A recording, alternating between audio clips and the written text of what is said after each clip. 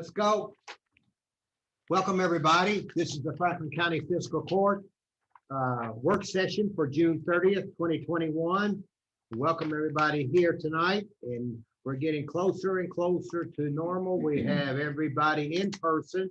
All the magistrates are here in person tonight. We're excited about that.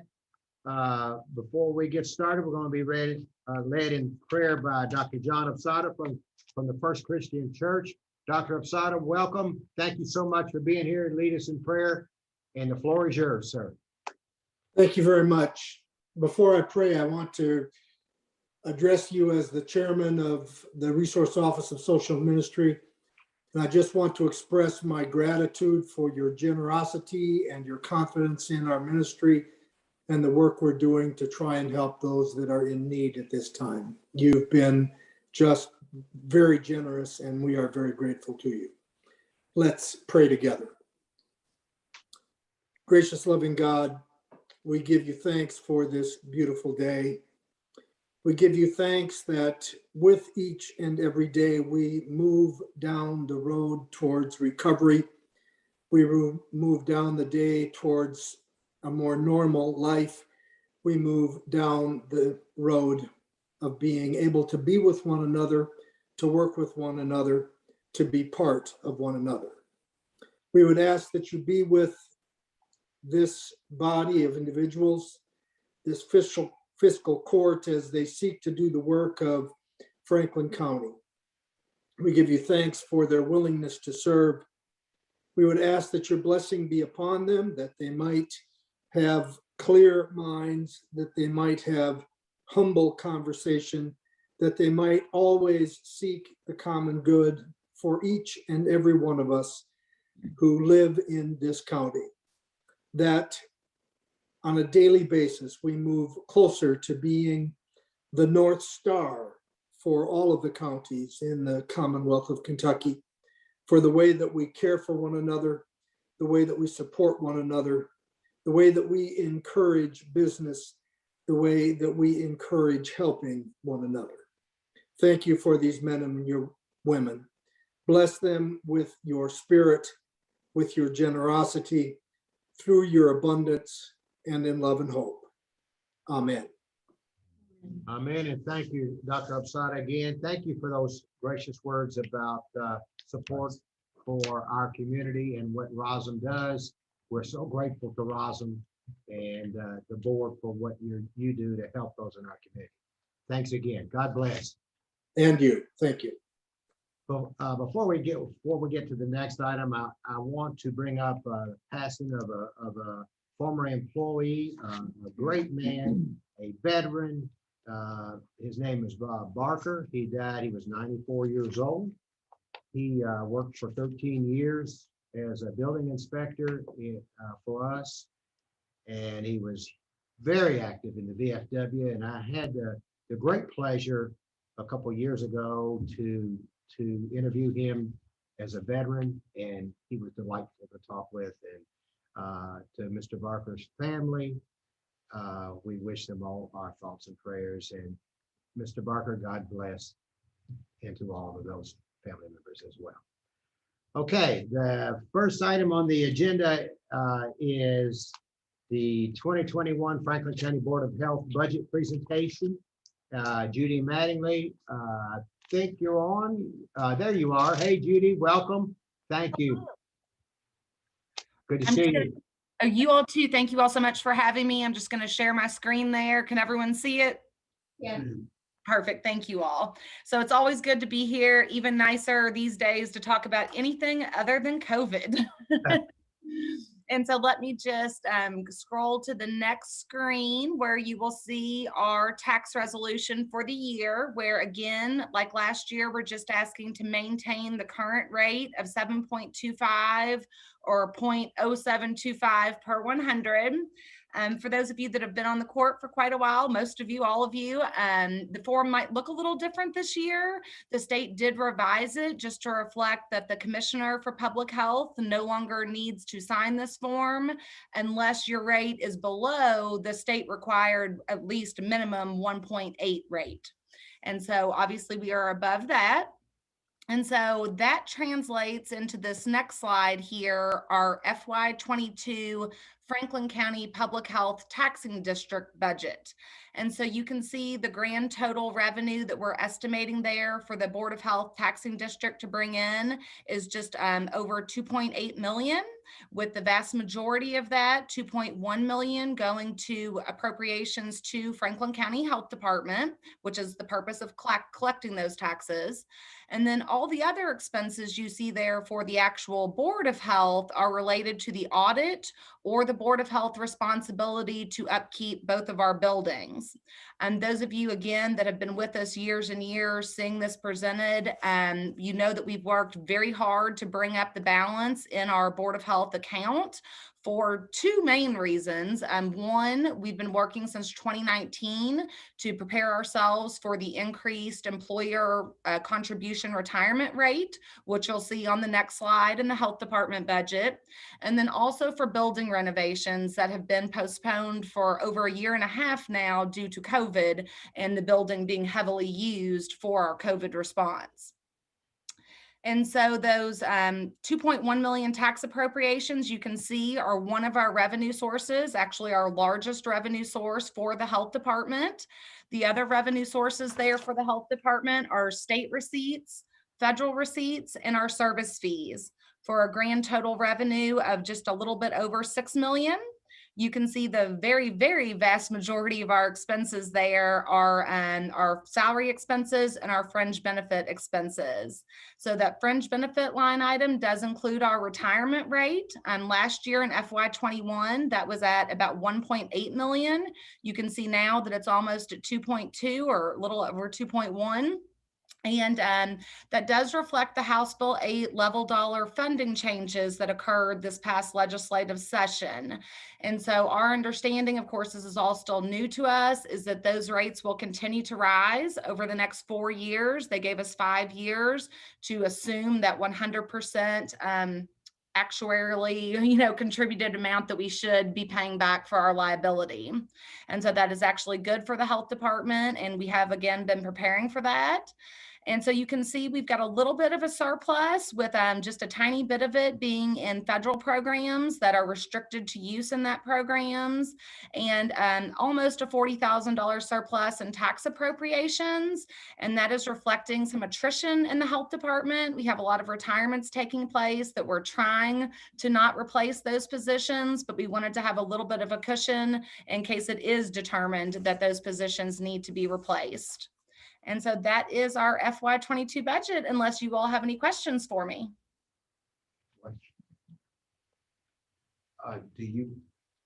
All we're doing is just accepting it. Is that right, Tim? Yeah.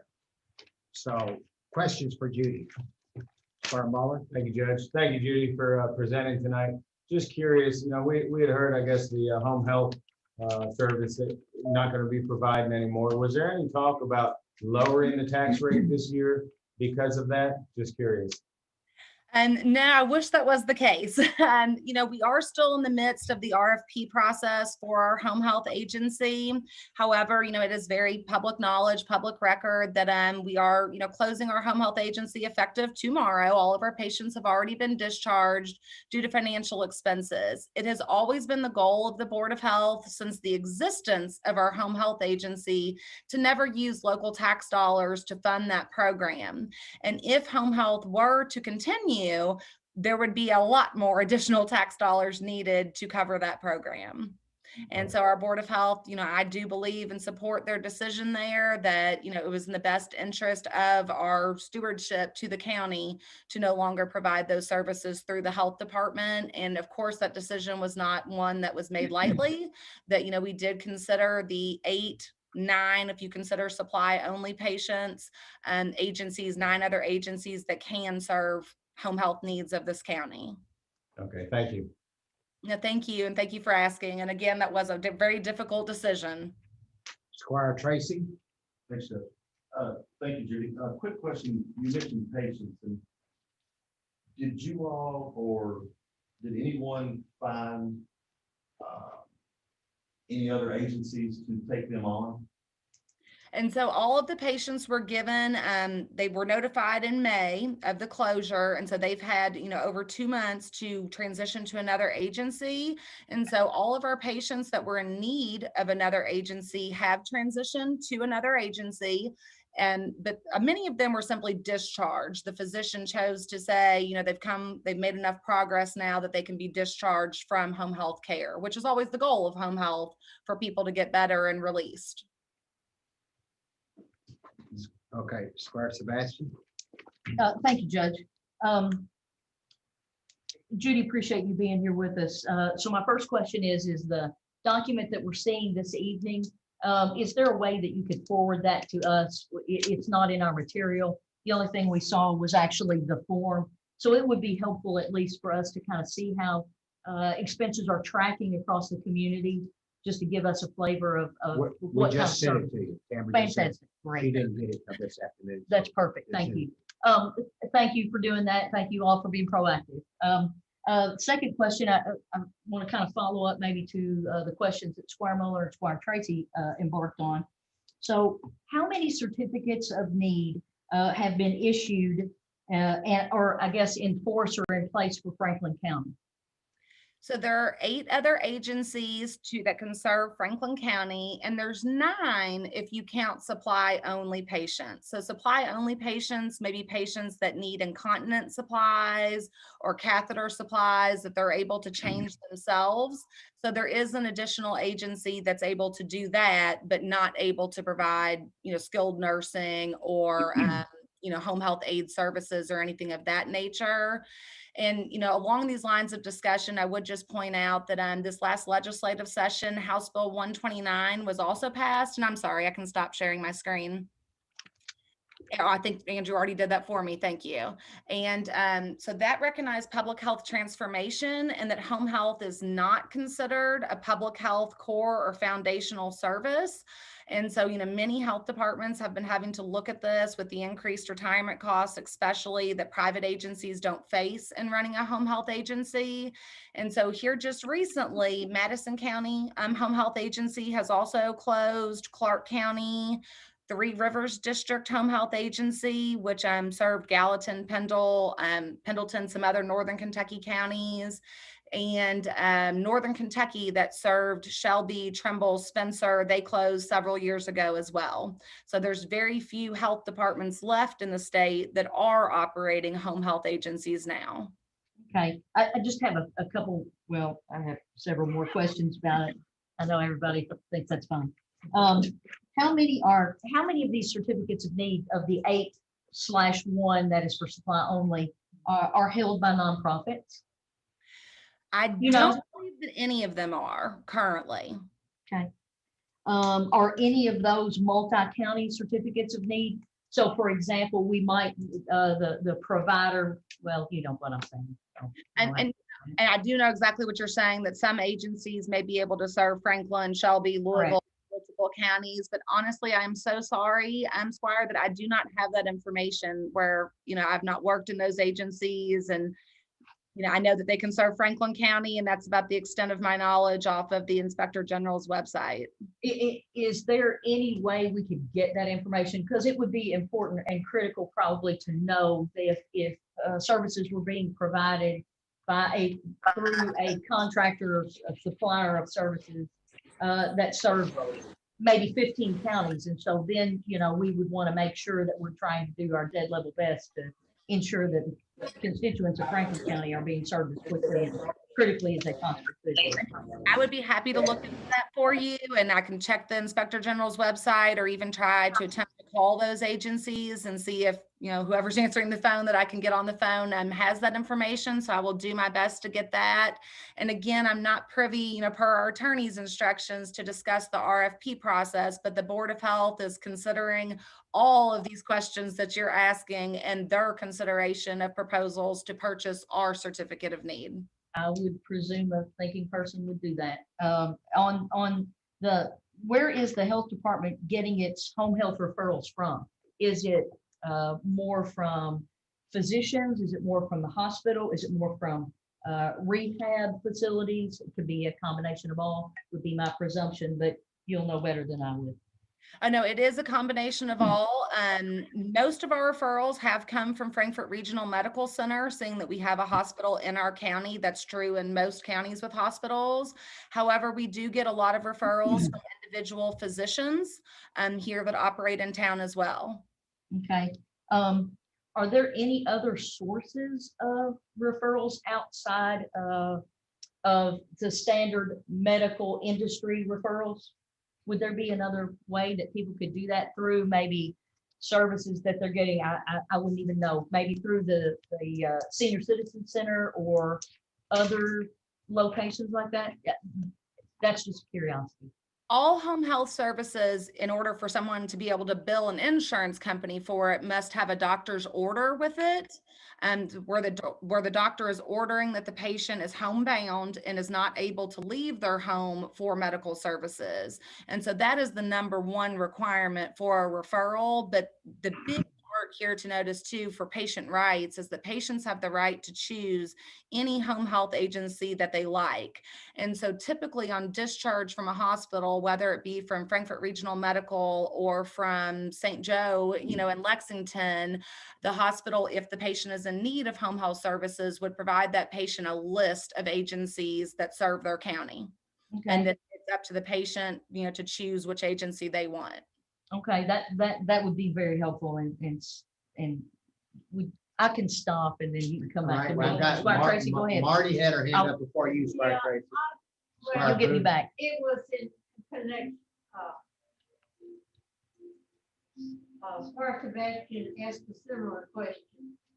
Are the patients of the home health, are they responsible for getting their replacement for your services, or who is responsible for getting the referral? And just like, I was just explaining, just like when a patient leaves a hospital, it's their choice what agency they go to. And so 2 months ago in May, when our board made this difficult decision, we worked with our attorney, made sure the letter included everything it needed, and it was sent to every single patient listing out every one of their options in Franklin County for who they could call. Some of those patients did request our assistance, and our nurses, were more than willing to help them, call those other agencies and transfer their records to the other agencies so that they knew exactly, what services were ordered for them, whether it was physical therapy or occupational therapy. And most of the times, in most situations, the patient did do that on their own. We did have a handful of patients that we worked with the Department for Public Advocacy to have social workers assigned to them so that they could have help. That might have been for patients with intellectual disabilities that were unable, to make that transition on their own.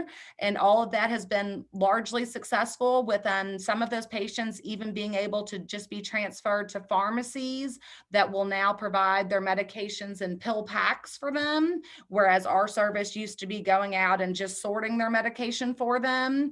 And so we have done our due diligence and our absolute best. Our nurses have, shed many tears over this. They are sad to see some of these patients go that have been patients of ours for many, many years. And we were not about to let them go without ensuring that their medical needs were taken care of. Squire Tracy. Thank you. Judy, quick question. Was there an appraisal order for the home health agency? And that's, we spoke with our attorney. Our attorney for this process is Marion Hayden. She specializes in this type of law for selling certificates of need. So it's much like real estate, where you would look at a comp for a house, that you are purchasing, and following the market. Is the market up or is the market down? And so she has been handling all of that for us. So has one been ordered? Well, and it's not an appraisal. And so that's what I was trying to explain, that, there is no set amount. And this is the way the attorney explained it to me, because the market varies so much in home health. It's difficult to say, there's no building to appraise here. It's literally what's being sold. The RFP is for a piece of paper. It is for a certificate that allows another agency to operate in this county. And so she has been doing her due diligence as well to compare that. I mentioned to you all some of the other agencies that have sold recently or not sold, and many of the other home health agencies have taken years before the boards of health have determined that this was an acceptable selling price for it. And so that is what we are going by, is the comps for what the other public health home health agencies sold for. So it's not a true appraisal, but we are looking at those comparable expenses. And with that being said, do you know if there's any available certificate of needs in Franklin County? And ours would be the only one. And then other than that, any agency can petition, I believe it is, to the Office of the Inspector General to have a new certificate of need issued. And then they would have to petition and prove to the Inspector General that there is a need in this county for additional home health services. So other than the one that you all have for sale or have put up the RFPs, there's no other license certificate of needs available? Not to my knowledge, there is not, no. Through. No, okay. Squire, wait a minute. Go ahead, Squire Tracy, if you got some more. You go. Squire Blackman. Mayor, thank you so much, Judy, for coming today. I had some questions about, I know in the past, when there's been a financial need with some folks in the community, that you all have reduced billing and done things like that to make it affordable for the folks. Do you know if the for-profit companies that operate here in Franklin County do that? I'm so sorry. I actually was not able to hear the first part of your question. All I was able to hear is, do I know if for-profit agencies do that? Well, I know you, the home health has been able in the past, in some circumstances, to reduce the billing on some folks for services. Do the nonprofits do that as well? I mean, do the for-profit businesses do that as well? And so, what we did was never reduce the price of services. We don't have that capability. The price for services is set, however, by the insurance companies, really. However, what we did do, which has led to this, closure, was write off bills rather than going to collection agencies and going after individuals. It has historically been the practice to just write those bills off. And so, clearly we cannot afford to do that. I cannot speak to whether or not for-profit agencies can afford to do that or not. I can speak to the fact that it is common practice to bill for a certain amount, and then the insurance companies say, no, we're only paying this amount. And so you do write off that interim rate difference. And I'm more than positive that private for-profit home health agencies face that as well. Okay, Squire Sebastian.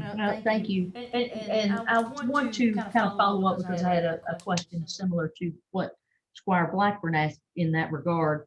If any of the 8/1 supply provider, 9, will any of those that serve those in home health with a limited ability to pay, since they are for profit, I mean, can they pick and choose the consumers because no one purposefully is sick and needs services. So what will happen with those with the limited ability to pay? Because for-profits typically, kind of chafe at losing money.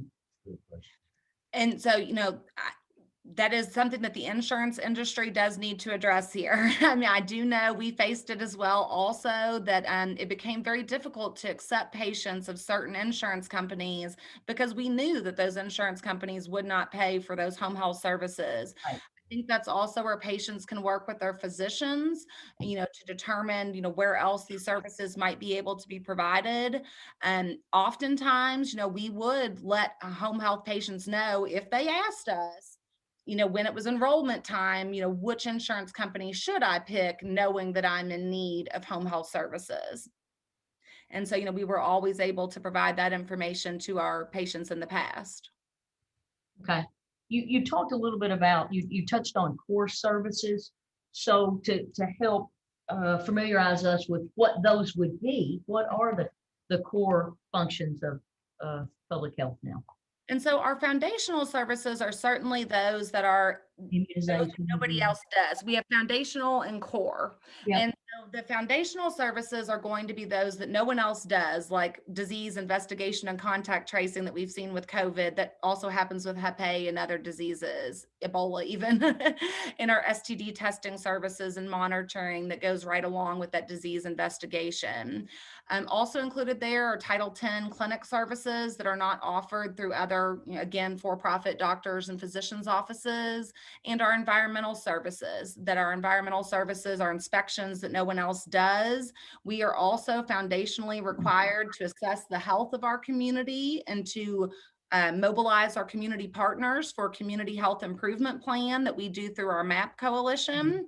And so those are our foundational services. Our core services are going to be those like WIC, Women, Infant, and Children, the Supplemental Nutrition Program, and the HANDS program for new parents that helps with developmental milestones with children, as well as our syringe exchange service programs, since those are tied to the reduction of communicable diseases. And any other programs that we offer under House Bill 129 and public health transformation are considered optional community services. And so the largest example that we have remaining of that is our school health program that does require the use of local tax dollars, has ever since its inception. But there has been no other agencies that our Board of Health has seen to be able to come in and provide those services. And so that is why our Board of Health chooses to stay in that arena. Okay. I want to switch gears and ask just a couple more. Are there any, you mentioned the COVID response, and certainly our community has, embraced what you've been able to do, and certainly you've been acknowledged and continue to be acknowledged. And I certainly want to acknowledge all of the great work that you've done to combat that in our community. Are there any potential collaborations between the health department, maybe Kentucky State and the local school systems for vaccination events right before we launch into the school year in the fall? We were just in a leadership team meeting yesterday internally here discussing that. So we do already have plans to be at the county fair from 5 to 7 p.m. on July 20th and 22nd. We strategically planned that one of those nights is the pageant night. And so we hope that anyone coming out with those 12 to 17-year-old school-age children would consider getting your Pfizer vaccine for your child that night. And then also yesterday, we determined in our leadership team to have our school nurse supervisor reach out to our superintendents to see if they're going to be hosting back to school bashes this year. If so, our plan is that we would just be there with our nurses to provide vaccines. And if not, or maybe that, and in addition to providing vaccinations once school actually starts, if that's still needed, if children have not gotten it before school, we're used to doing that every year with flu shots. And so, we've already got a process in place that works pretty well for us to go in and do it in school if we need to. And I think most of you are aware that we did get in right before, literally the last week of school, when Pfizer was approved down to the age limit of 12, and did get a large group of our students from both independent schools and our county schools in that last week of school. And they just came through for their boost doses last week. Which is fantastic. And so I guess one of the last questions I would have is, you see tonight, we are social distance. We continue to do that here. Is that continuing to be recommended by the CDC to continue that? It would be helpful for the public to continue to understand about the necessary nature of social distancing as Squire Booth scoots away toward Squire Tracy. Oh, of course. And the largest factor to consider there is your vaccination status. If you're vaccinated and for a fact that everyone you're around is vaccinated, like you're in your home or you're at a backyard, gathering with your family, then we're not so concerned about the social distancing if everyone's vaccinated. But when you're out in public and you're not sure if the person next to you is vaccinated or not, then it is still recommended to keep that 6-foot distance if you can, of course. And the more people we can get vaccinated, the less we have to worry about that. And thank you so much for the acknowledgement earlier. And I need to acknowledge all of you as well, in our city and emergency management, our jail, everyone that's been so instrumental in getting us to this point and being the second in the state for the highest vaccination rates. And every now and again, there's a day where we do pop ahead or tie with Woodford County, but we're so close to them. We're happy. We're happy for our whole state to get those rates up. Thank you. Thank you all. Muller. Thank you, Judge. Judy, again, thank you. Sorry for bombarding you with so many questions, but as you can tell it's important to the community. Just quick question. We keep talking about home health. What was the number of people that you were serving? I'm kind of looking at this like, how big of a number was it in your line item as far as a budget, and how many people per se? Because I really have no idea if we're talking about 2 people or 200 people. And that, excuse me, and that is exactly another one of the problems. Our service numbers, or our census is what we call it in home health, have been dropping steadily since the start of the pandemic, whether that is people that just did not feel comfortable having outsiders come into their home and chose not to get those services, or those that delayed surgeries like hip replacements and knee replacements due to COVID. And so at the time that our board made this decision, our census was already down to less than 100 patients. And, typically in years past, our census rates have been much higher than that. They have been in the 200 range or above range. And so that is another reason that led to this decision. So do you think if we wouldn't have gone into a pandemic, the numbers would have stayed up? I'm not sure if the patient numbers would have stayed up or not. The patient numbers probably would have, but there have also been a lot of billing changes that have occurred through Medicaid and Medicare, or CMS, the Centers for Medicaid Services, affecting home health agencies in the way that we're paid. It used to be that when a patient was admitted into home health, the doctor would order, 16 visits. Maybe the insurance company would only agree to 9, but they would pay us for half of those visits up front. And the reimbursement process has changed to such that you are not paid a penny now until all of the patient services are completed.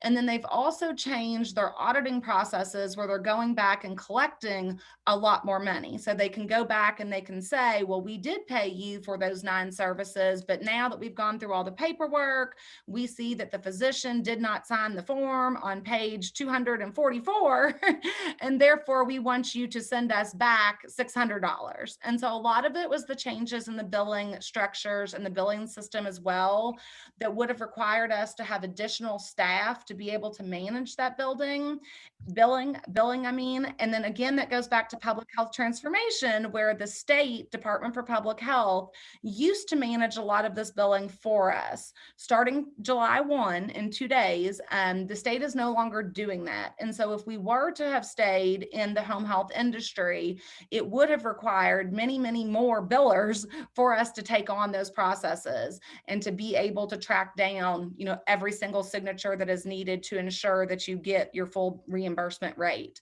And that is just not something that we were able to do during the COVID pandemic.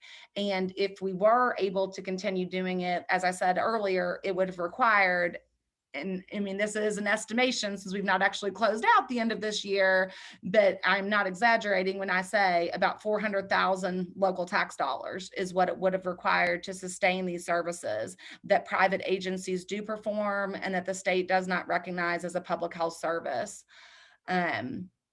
Okay, just one last one, and then I'm done. So just so everybody watching understands, it was our understanding that no one from your team is losing their job, correct? Correct. So the people that were performing the home health services will be working somewhere else within the home department, correct? Health department. Correct. That is true for all of our contract employees and all of our actual merit system employees that were transitioned effective the 28th of June to other positions with no change in pay even. And I would be remiss to point out that we did have many independent contractors that did not work for us, but that did provide services for our agency, physical therapy services, occupational therapy services. And so of course, they are no longer doing that for our agency that's no longer in existence, but they are independent contractors that are able to go and now provide those services for other home health agencies or for rehab centers and facilities of that nature. Perfect. Thank you very much. Now, thank you all. All right, now, one more question, maybe.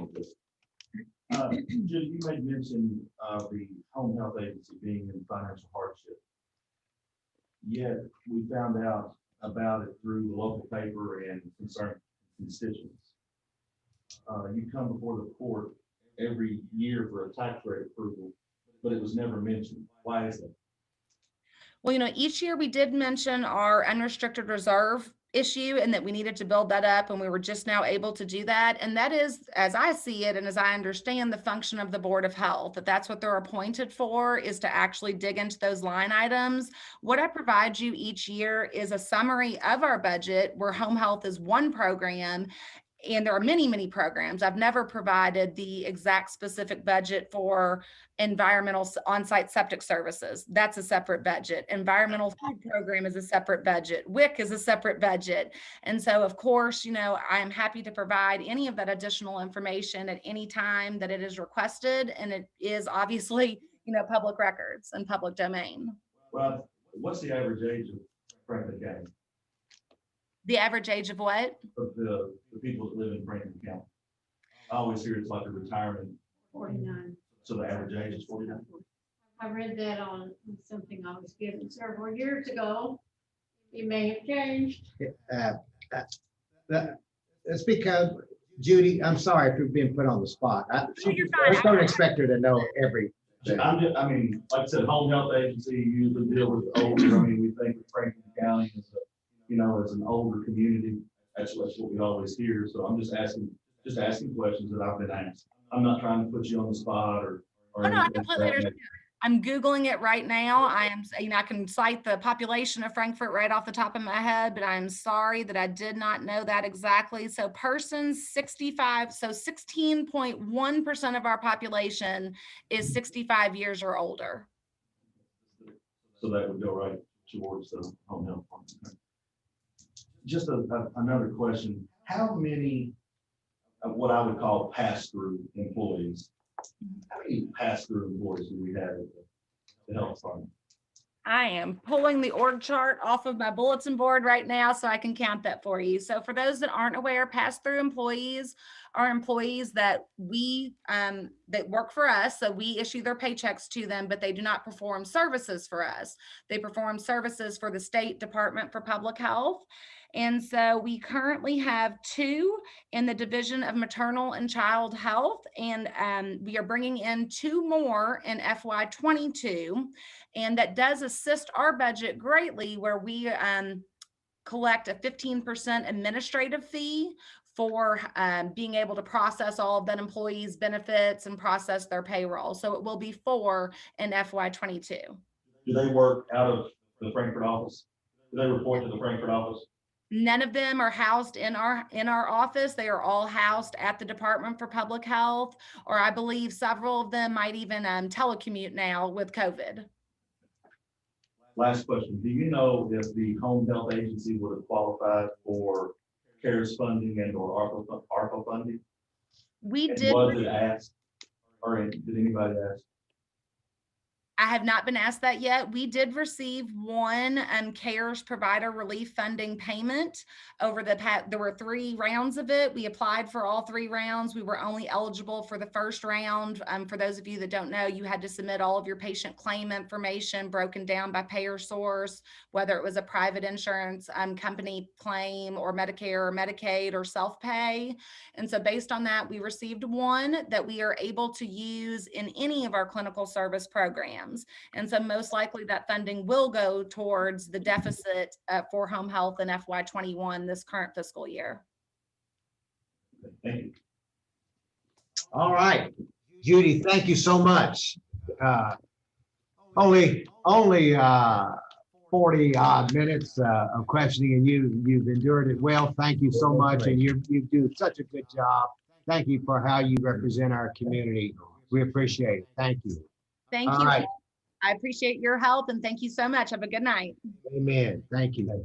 The next item, in just a few days, we're going to have the 4th of July, and probably starting tomorrow night, where you're going to hear fireworks, and you're going to get calls about fireworks.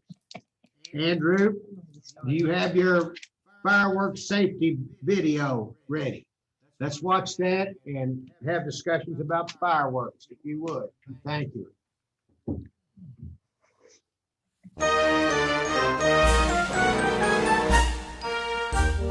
Hello, my name is Brian Brewer from the Franklin County Fire Department. Summer is here and we often find ourselves celebrating the season with cookouts, pool parties, and fireworks. It is important to know that the use of fireworks can be extremely dangerous. Fireworks present fire hazards to nearby structures, and they also pose serious risks of injury if used improperly. We want everyone to have a safe and enjoyable season, so let's take a look at some tips to help keep you safe. Only use fireworks outdoors. Kentucky law requires that fireworks are kept at least 200 feet away from any structure. Read the directions on the packaging completely before setting off any fireworks.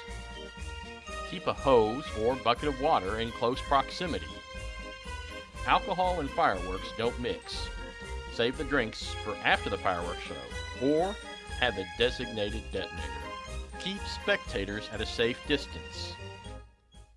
Fireworks should only be detonated by an adult. Children should never be allowed to be around fireworks unsupervised. Make sure your pets are in a safe, secure place before setting off your fireworks. Fireworks should never be ignited into a metal or glass container. You should never try to relight a dud firework. You should wait at least 20 minutes before properly disposing of the remnants. You should dispose of the remnants by letting them soak in water and then throw them away in a metal trash can. We also ask that you are courteous to your neighbors when enjoying your fireworks display. As a general rule, we ask that you try not to use fireworks after 11 p.m. You should be aware that the City of Frankfort also has an ordinance that imposes stricter regulations on fireworks within the city limits. You can contact City Hall for more information. Of course, the safest way to enjoy fireworks this summer is to let the professionals handle the job. Frankfort celebrates Independence Day on Sunday, July 4th at 9:30 p.m. in downtown Frankfort. Join the Frankfort community and VFW Post 4075 in partnership with Buffalo Trace for our annual July 4th fireworks show. The fireworks will be launched from the Kentucky River at Taylor Avenue and US 127. Residents are encouraged to enjoy the display from downtown Frankfort.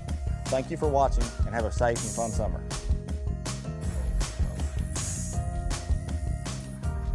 All right, Chief Brewer, I think you're on. Good job, Chief Brewer.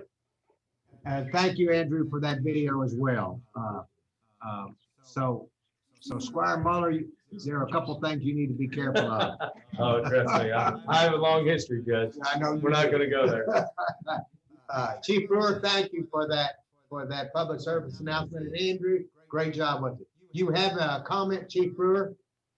One thing that I will remind people of, I know they're calling for some rain tomorrow, but just be cautious if the grass were to dry out. Make sure they have a water hose on hand if they're going to display any fireworks, and make sure the ground is kind of wet before, just to prevent any grass fires as well. Okay. Any questions for our Chief Brewer? Anybody have any questions? All right, Chief, thank you. Appreciate it. And Thank you, Judge. Great public service announcement. Thank you. Thank you very much. All right. The next item on the agenda is the minutes from our June 10th meeting. Do you have any questions about our June 10th minutes?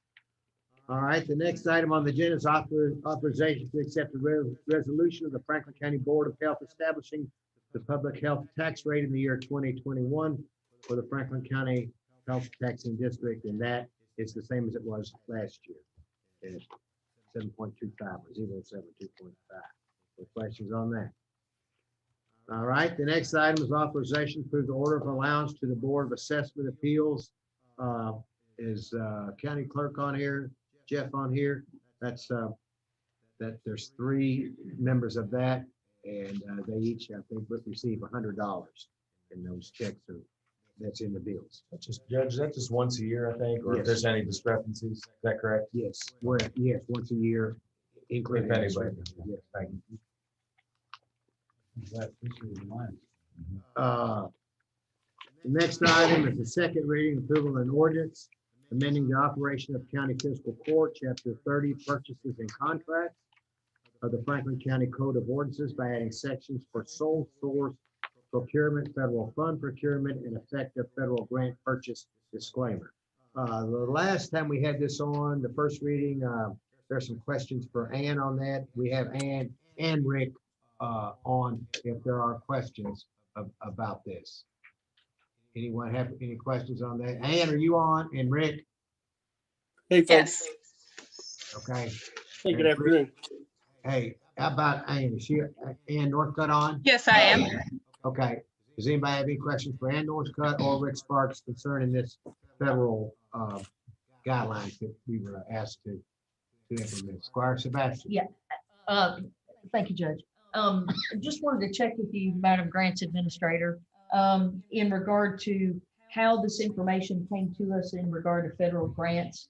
I attended a conference last week or the week before and mentioned to a couple of some of the other attendees at that conference if they had an ordinance maybe before them that had some of this language in it, and I got puzzled looks back. So I'm glad that we were able to source it, because certainly it puts us miles ahead if this is something that we're required to have.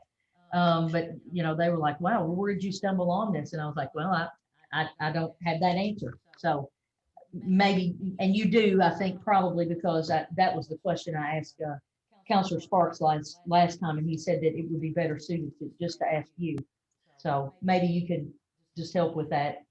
Well, Sure. if y'all also recall, I forwarded the email that Ann sent and the source information. I hope everybody got that during the court meeting that day. Yeah, I got an email chain. Okay, thank you. I'm happy to provide an answer to that for you. Yes, this came up during a monitoring visit with the Department of Justice for our CESF funds. Now, the requirement to recognize some of these same issues has always been in place with federal grants, but the request to include it in our procurement language, this is something that this is the first time I had heard of it, but I am not surprised with seeing the amount of federal grants that are now, making their way to local governments. This was a direct request in an email follow-up after the monitoring visit from Jocelyn Lynn with the U.S. Department of Justice. And, I recognize that it's good language that came from their fact sheet, from the Department of Justice fact sheet. So, I feel very good about having this in our procurement code, because I feel like it will cover any issues that we have dealing with any of these federal funds that we're going to be certainly dealing with a lot over the next few years. Thank you. That helps me, because when I asked a couple of the other, or some of the other participants in the conference around me, they kind of said, "I don't know what in the world you're talking about." So that is very helpful. Thank you so much. Sure, Appreciate and that. it could be that they have not had their monitoring visits yet for some of those funds, Exactly. and you may have given them a heads up and given them something to work toward before they face that. Thank you. All right, anything else on that item? All right. Next is a first reading of an ordinance. Mr. Hewitt, we'll just bring you on. You've got about 4 or 5 here that we're going to deal with. So, and the first one is the reading of an ordinance amending the Franklin County Code of Ordinances, Chapter 155, Section 155.010, table of permitted uses, Section 155, noted special conditions, add short-term rentals, non-owner occupied, as a use in the agricultural, rural residential, residential A, residential B, residential C, special residential, and planned residential zoning districts. Robert, you wanted to discuss that, please, sir? Yes, thank you. So this proposed amendment addresses the vacation rental by owners that have become extremely popular. The city of Frankfort has adopted a regulation, and with you this evening, the director of Franklin County Tourism, Robin Antonucci, is with us. I'll ask for her to speak here shortly. So the city did an amendment to their zoning regulation that went through the zoning update committee as well as the planning commission. I followed that case till its adoption, and then decided that would be a good idea for Franklin County. However, I modified mine slightly. This proposal is only for non-owner occupied rentals. the conditions are very similar to what the city of Frankfurt has. So this amendment would allow Franklin County to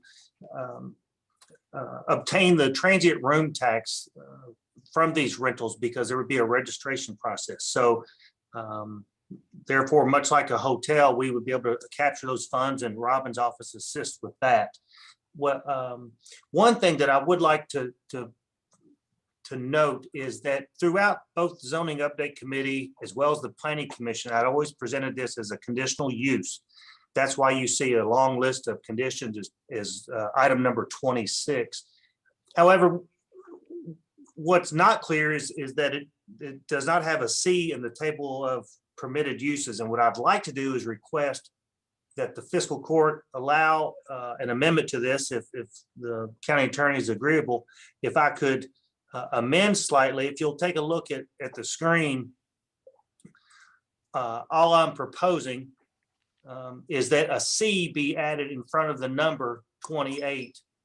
And number 28 references the noted special conditions of, I think it's A through G or whatever it is. So that in the future staff and individuals reviewing this document will know that it's a conditional use and that they need to refer to items number 28. The importance of it being a conditional use is that requires review and approval by the Board of Zoning Adjustments prior to any permit being issued for that activity, i.e. a business license. And it also allows the opportunity for annual inspections to ensure compliance with the conditions imposed both by the board and by the regulation. And so if agreeable by the fiscal court, I would present this amendment to the clerk this evening. That would then become part of your packet. At this time, I would like to turn it over to Robin Antonucci and let her address the fiscal court, if you will. Okay. Sure. Yeah, go ahead. Well, Squire Tracy has a question. I'll allow one question and then so we don't. Robert, You haven't gotten thank me. you. What would happen to someone if he, she, or they didn't register their business with the county? What would happen to them? Well, that would either be a violation of the zoning ordinance or a violation of the occupational licensing, the business licensing. So they've got a violation, what would happen? I would issue a notice of violation and an order for corrective action and provide them with the options of filing with the office. Failure to comply would result in me filing the appropriate paperwork with the county attorney's office and pursuing it through the legal system. Okay, thank you. Yes, sir. All right. Mr. Brett Antonucci, welcome. Sure. Thank you. Thank you all. Thank you. And thank you, Robert, for all you've done on this. First of all, as Robert mentioned, it's important to tourism from the standpoint of the collection of the transient room tax. I think it's also important from the regulation standpoint, which Robert is much more knowledgeable about than I am, just from from the neighborhood perspective. These short-term rentals are becoming more and more popular in our community, within the city and in the county. So I think it's fair to have them registered so that we can track them, but also that, if you're the next door neighbor, you kind of know what's going on. They're non-owner occupied. That has come up in a couple of cases that citizens that were in the neighborhood, really didn't know. And it's, I think, fair, to let them know, or to have a means to let them know. From the standpoint of tourism, it's important that they register because it allows us a way to track them and, have them obtain a business license, which they may need for a number of other things, whether it's, other activities going on the site or other business enterprises they're involved with. So, I encourage you to approve this. I think it's important for a growing market, and it will help us going forward. Right now, it is very challenging to know who owns it, where it is. We use the PVA site to find addresses. We look on the website where the rentals are advertised, but the picture is going to the PVA site, do some comparisons, find out somebody in Ohio owns it or whatever. Many of them, surprisingly, are owned by people out of state. So I think it's just important for us from a tracking standpoint as well as the collection of the taxes that are due. Yes, Squire I- Tracy, you have a question? Obviously, some of us have been saying that for a long time. Yes. That we need to. Yeah, and it's kind of been a, Right. a growing market and it's sort of the Wild West. And Right, it's right. not regulated by statute and things like that. Were you ever able to get help from the state? You and I talked about that. We are that within the tourism industry in the state of Kentucky, that is a high priority on the 2022 legislative agenda. It has not happened in terms of a KRS or anything like that at this point, but every tourism office in the state that I work with is very interested. A couple of weeks ago was at a meeting and one of the tourism director in Powell County, which is the Red River Gorge. She has 382 of them and only 80 pay the tax. Now, the reason they don't pay the tax, to be fair, some of them may not purposely, some of them don't know how to do it. Some of them don't know that they should register. There's a lot of moving parts to it all. So this is a way to help guide not only the owner, but to help us as well. Thank you. I have read several emails from people wanting to sell our county government their forms and regulations for that kind of short-term rental, owner occupied and non-owner occupied. And I think that it must be something that is happening all over the country. It is, definitely is. Squire Muller. Thank you, Judge. Thank you again for being here, Robert. Quick question. How many do you think are currently in the county and in the city in Frankfurt as far as, I'll just call them Airbnbs? As of today, it can vary, but there were 61 active when I looked today. I think the majority of those are in the city. Okay. My last, I didn't look at that closely, but generally speaking, there's maybe 20 in the county and 40 in the city, something close to that. Okay, and then kind of to piggyback on what Squire Tracy was talking about, enforcement's always a big deal. And we've been Yes. beating enforcement for years. So is the state providing, let's say the person lives in Ohio, they get a business license, they get set up.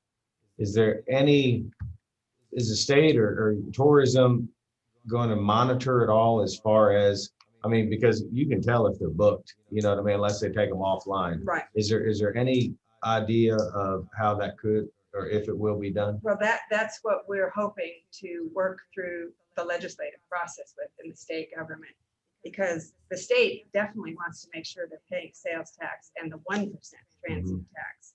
But it's the local tax that has not been addressed legislatively. So if we can get that achieved, then all of the taxes that are due, are covered. In terms of right now, if there is an owner renting the property, and those that are paying, I'm sure, are legitimate with paying state sales tax and so on. It's possible they're not, but I'm pretty sure that the state would go after them if sales tax is, and they're aware that they exist. So just one more. So out of the 61 per today, how many have a business license? Well, that's how she knows. that I'm they're gonna there. say. I don't honestly know, because the city, the regulations that Robert referred to at the city were fairly recent. I know the city sent out a letter. How many have come back to actually have that license issued? That's a good question, and I'll follow up on that. I don't know the answer. Okay, thank you. If I could follow up to Squire Miller, Okay. from my office, I've not approved any because there was no such established requirement in my regulations. So I just told them they were rental property, and we don't regulate rental property. What's important to know about this is that in the definition, it says it's specific to transient guests of the structure for no more than 29 days. Okay, and it differentiates itself from a hotel or a motel or a bed and breakfast or a boarding house or a lodging house. So this is truly transient housing or transient stays, if you will. So with this regulation, I will then be able to process these through the Board of Zoning Adjustments, notify adjacent property owners, and begin to track them and work directly with Robin to ensure that everyone is playing by the same rules, and that the neighbors know, and that we can track what is vacation rental by owner versus what is a standard apartment. And of course, if we suspect that that they're running an operation out of compliance, and if they're able to just show us a lease for 6 months or a year, well, then they're exempt through your occupational tax requirements or your business license for filing with them. You have different rules on just standard rental property. So Robert, thank you for answering that. So somebody can come down, let's say I own 123 Main Street and I want to open an Airbnb. I fill the paperwork out, I get my license, and I'm doing it the right way.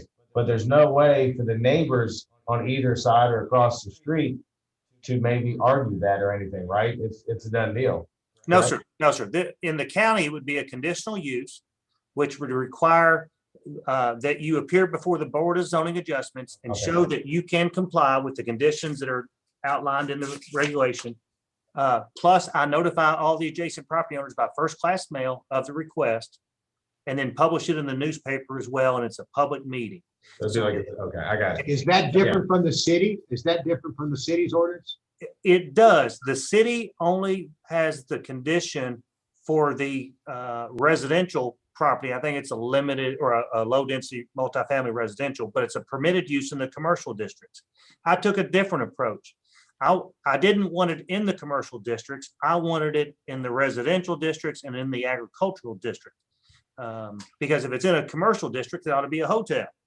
So, who wants to spend the night in a warehouse or anything like that? So that's why I differ from the city in my approach to how I believe this industry serves its guests. Okay, Squire Sebastian has her hand up. Yes, sir. Thank you. Mr. Planning Director, I just want to make sure I understood what you want to amend tonight. You want to change this page 1 of 3 of the ordinance.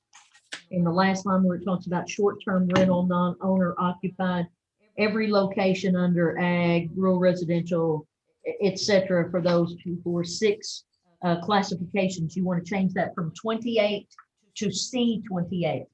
And that C specifies what, just so we have an understanding of that, because I don't have a legend here that explains that for me. So does that mean commercial? Does that mean, I just want to make sure I understand the C. Sure. So in the beginning of the chart of permitted uses, and it gives an explanation of the symbology used in this table. And if you'll look at the screen, you'll see the chart. When you see something with a P in the box, that means it's a permitted use, which that means I can sign off on that license in the office. A C means it's a conditional use, automatically sends it to the Board of Zoning Adjustments. Anything with a number has a noted special condition, which still could be a permitted use, okay? But it just says you have to do X, Y, or Z. I'm asking that we add C in front of 28 so that it not only denotes it's a conditional use requiring Board of Zoning Adjustments action, but it also has its own separate special conditions in and above that of the standard special conditions of a conditional use permit. Does that? So Robert, help Tamra, because Tamra's the one that's going to have to redo this.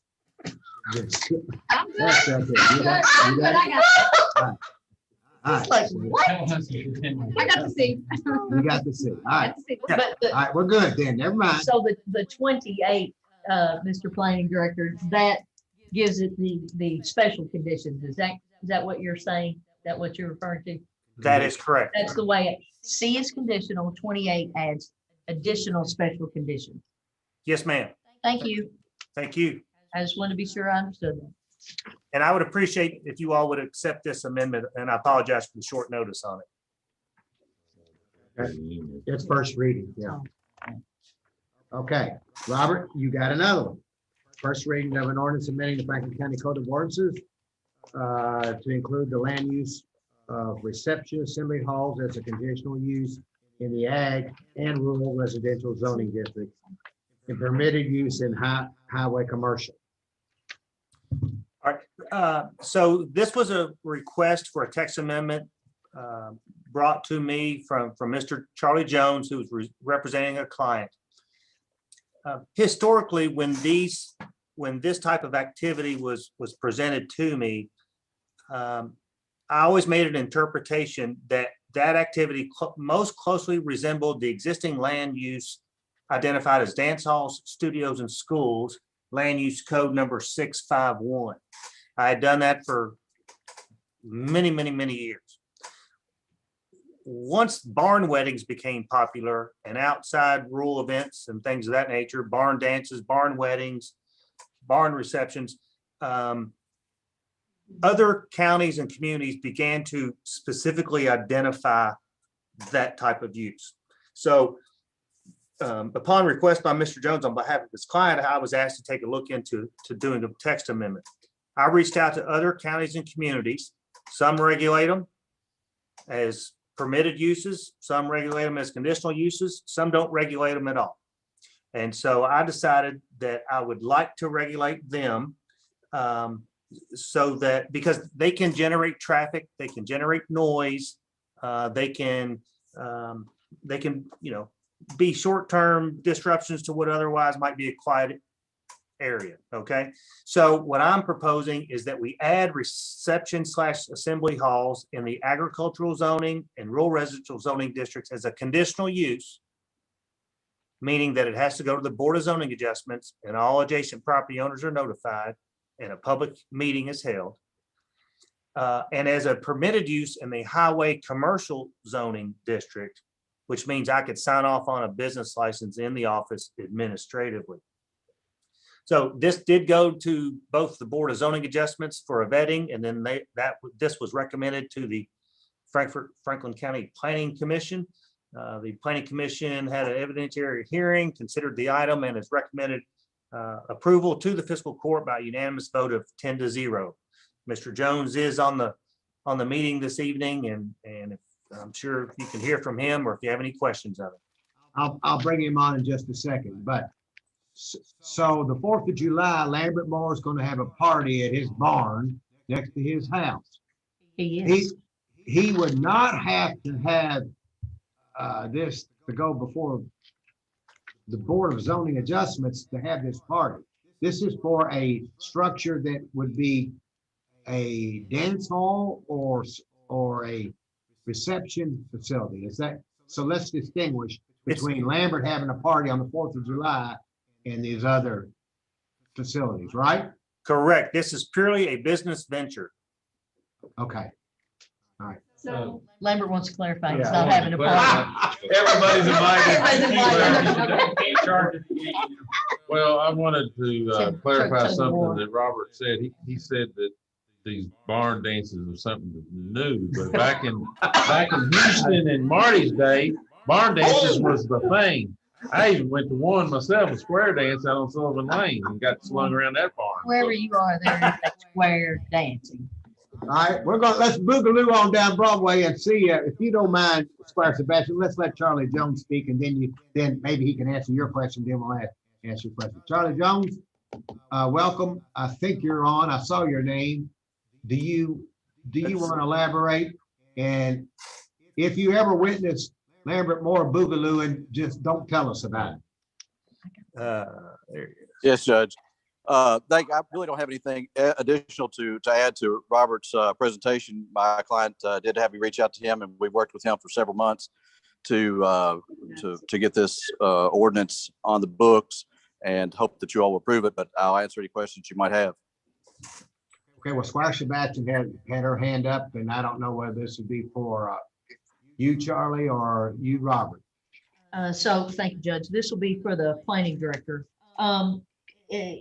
Right now, this comes before us with the zoning designations of AG and rural residential. Would there be a need to expand that or broaden that to limited commercial or general commercial? Since we're talking about kind of larger spaces, and you can classify a dance hall, it could be a warehouse. I could throw a shindig in a warehouse. I mean, I've played a lot of parties in a lot of places. That may be too much information, Squire Sebastian. No, I stopped right there. Okay. Stopped right there. I specifically did not want to include it in the limited commercial zoning district because that's intended to be more of a neighborhood type business, whether it be a little neighborhood grocery store, a hairdresser shop. And it's meant to be in immediate vicinity of homes. And I thought that a reception or assembly hall might be a little too intense for that. General commercial serves as a transition from the higher intensity uses of a highway district to the residential district or even a multifamily. So once again, I was concerned that it might be too of an intense activity, and I would prefer that it locate on major highways or major roadways with other high intense activities like movie theaters and bowling alleys and things of that nature. So I try to be respectful of the neighborhood and the areas in which this may occur because assembly halls can gather large quantities of people. Okay, Squire Muller. Thank you, Judge. Oh, I'm sorry. So, Charlie, just let me make sure I get this right. Thank you for being here tonight. So you have a client who wants to open, let's say, a wedding venue. So regardless, let's say the ordinance passes tonight, you will still go through the process of bringing it before the planning commission, and they will have to look at, fire department things as far as if the roads are worthy of it. There wouldn't be any problems with that. It's all per application, correct?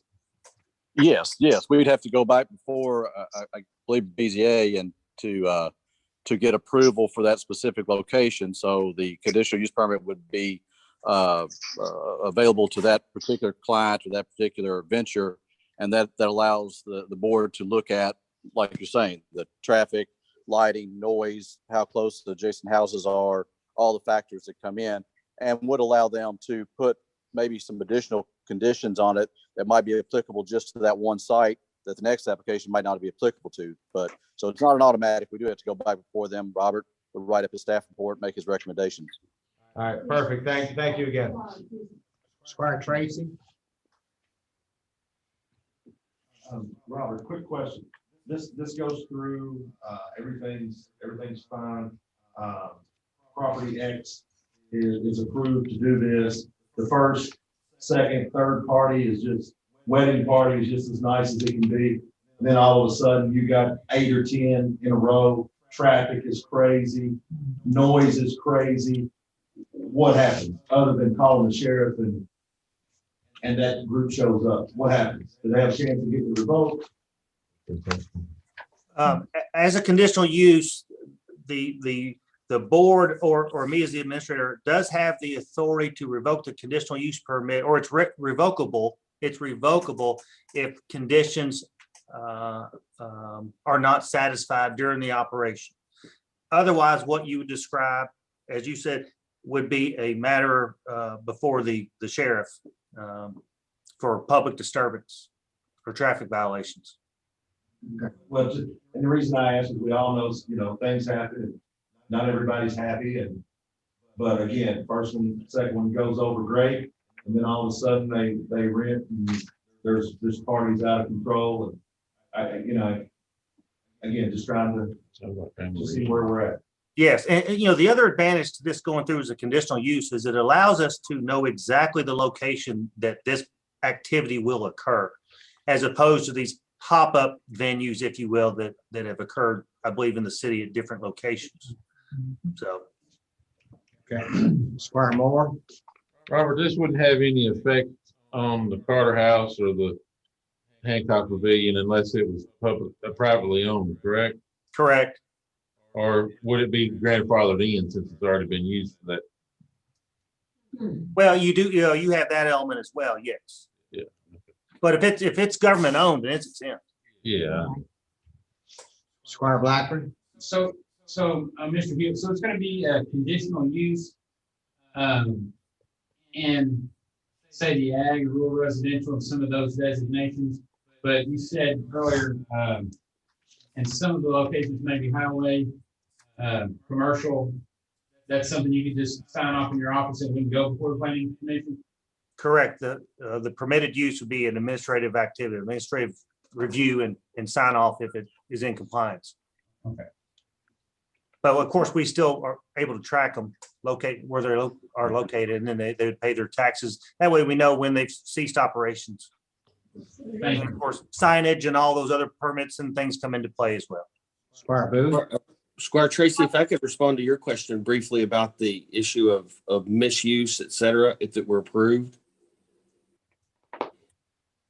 Sure, go The old adage applies that abuse is not grounds to prohibit, or abuse is not grounds to prohibit use. There would be no mechanism to terminate or withdraw the otherwise permissible use because of incidents of abuse.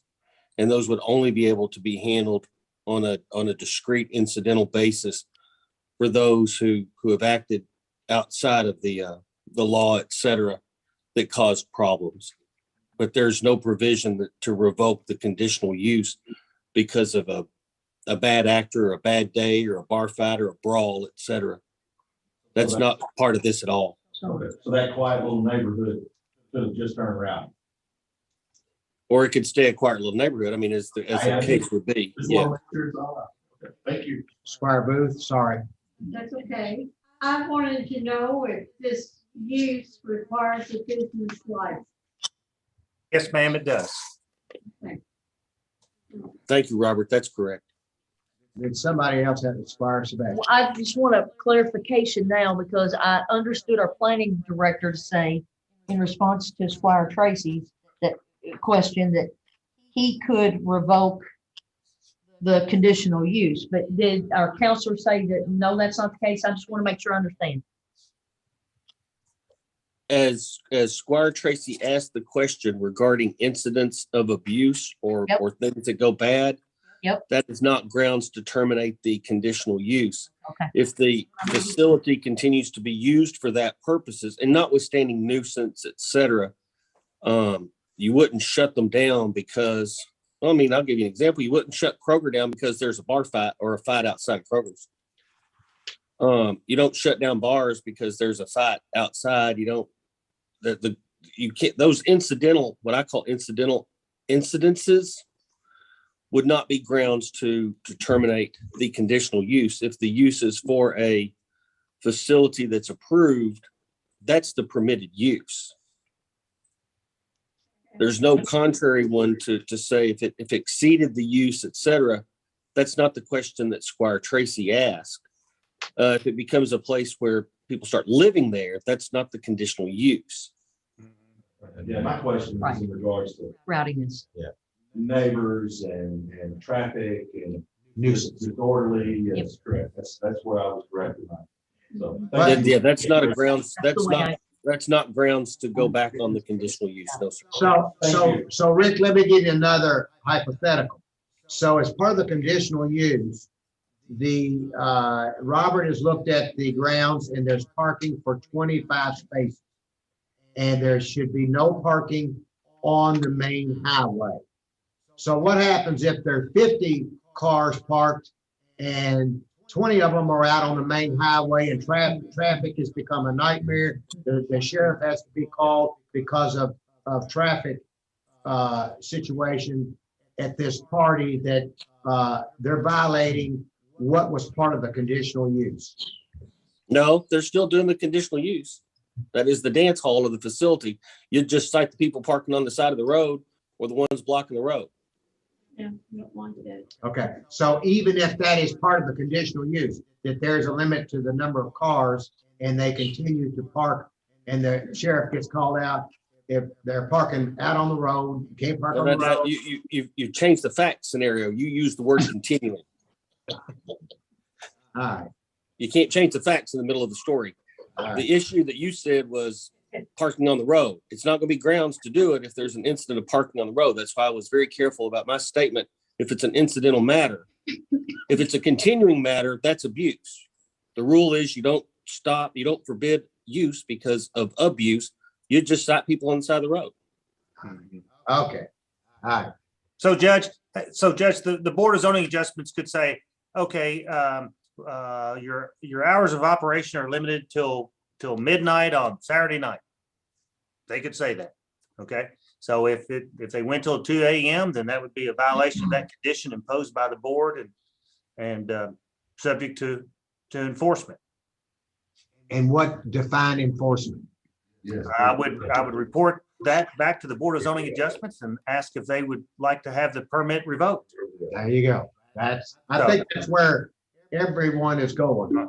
Right. They're trying to protect what they know, and we all know, and you know, and Rick knows, the calls at 1 o'clock in the morning that you said they can't do this, and here they are out there doing that. So Right, whatever. but Councilor Sparks is 100% correct in what he says. You know, there's a pure distinction between zoning and the uses permitted versus other civil violations of law.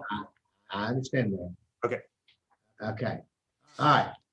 Charlie Jones, thank you. I don't see any other questions. Thank you, Charlie Jones. Appreciate you Thanks, sir. being here. Thank you.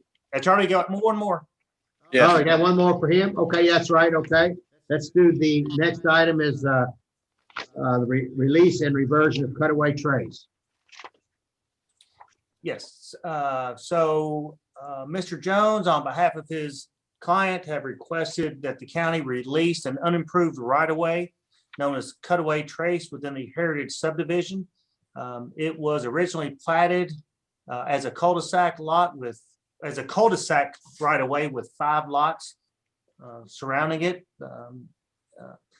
Mr. Jones's client has requested that the fiscal court release this right-of-way so that the 5 lots could be consolidated into 1 lot.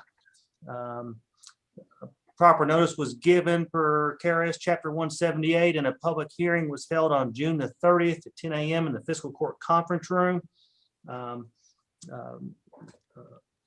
Mr. Jones was asked questions about the intent and who the owner was. The meeting was open to the public. No one attended other than county staff and Mr. Jones. No one attended on the Zoom that was provided for interaction. And so also reviewer reports have been provided in your packet per the statute. So an engineer and a surveyor prepared a report based on their assessment. And then those reports were forwarded to the county engineer, who has also made a report and recommendation. They have no objection to the closure of the right of way, and I would recommend the court act on this at their earliest opportunity. And Mr. Jones can answer any additional questions you might have, as well as myself. Robert, I'm gonna clarify. You said the public hearing was held today. It was held yesterday. 29th. Yes, I apologize. Okay, we have a question. Squire Muller. Thank you, Judge. Thank you, Robert. So basically what we're doing is we're taking this responsibility away from them because Mr. Jones has a client that bought the property who just wants to use it as one large piece of land, right? That is correct. All right. Thank you. Squire Sebastian. I thank you, Judge. I noted in the engineering report that there was a concern by the engineer where he says, however, I do have some concern about the potential for future re-subdivision and access off Carville Lane for more than a single family home. So what I have heard and what I understand is that is not the purpose to re-subdivide this. It is to consolidate these 5 lots into 1. Is that correct? That is the current intent. However, that does not prohibit Bingo. Future subdivision. Yeah, so I just raised the specter of the concern of the contracted county engineer here in this regard, because he saw fit to make that statement. So I guess it's important. So I guess what would happen if this is not, it is re-subdivided? Does that come before the planning commission at that point for review, or what would be the step if that occurs? A minor subdivision plat would be submitted to my office for review. Unless there was a request for relief from the regulations, I would be able to process it administratively. So it's 2 acres, and so yeah, it's a little over 2 acres. So in the subdivision, what would you base it on if we're changing it now to one parcel? How would you go about justifying making it a subdivision? A subdivision is deemed whenever a single tract of land is divided into two or more parts. So one lot into two becomes a subdivision of land. So the term does not mean 50 lots and 4 streets. It can mean any division of land into one or more parts. Squire Muller. Thank you, Judge. So Charlie, so just to make sure we're all on the same page here, you have a client who wants to purchase this piece of parcel of land to build a single family home, right? Yes, currently, right now, the property is platted for 5 lots with a road to be built. They've never been sold off. They're under contract now to one purchaser, and a condition of the contract is that the lots be consolidated from 5 to 1, and that the county release that unimproved right of way where the road was going to be built, that the county releases that, and we combine it into one lot, and then the person will buy the property, and they have a builder lined up to put one house right in the middle of it. Right. Okay. And that's what I thought. Thank you. So Robert, let's say this goes through, that happens. For some reason, Charlie's client doesn't build the house anymore. And he says, you know what? I want to put 2 houses here instead. Does that go back in front of the commission or just you? Just me. Robert, I'm gonna say this right now, living in that neighborhood, if that happens, there better darn well not be any changes into that process unless the residents are notified and a public hearing is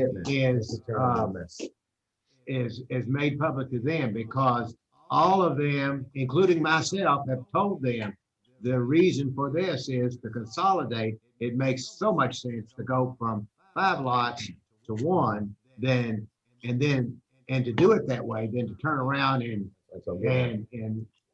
not do it this way, and then turn around and put a couple more houses on it. So I'm going to say this: it will have to be a public hearing on another change, and the residents in that neighborhood will have to know about it. Actually, in full disclosure, Judge, that's not correct. If it's a minor subdivision, there'd be no public notice. There'd be no hearing as long as it's 4 lots or less. Well, so just out of full we disclosure. make this a conditional approval. You ask for a conditional, condition. Can this be a conditional approval that we approve it as long, if there are changes, the condition would be that a public hearing would have to be held.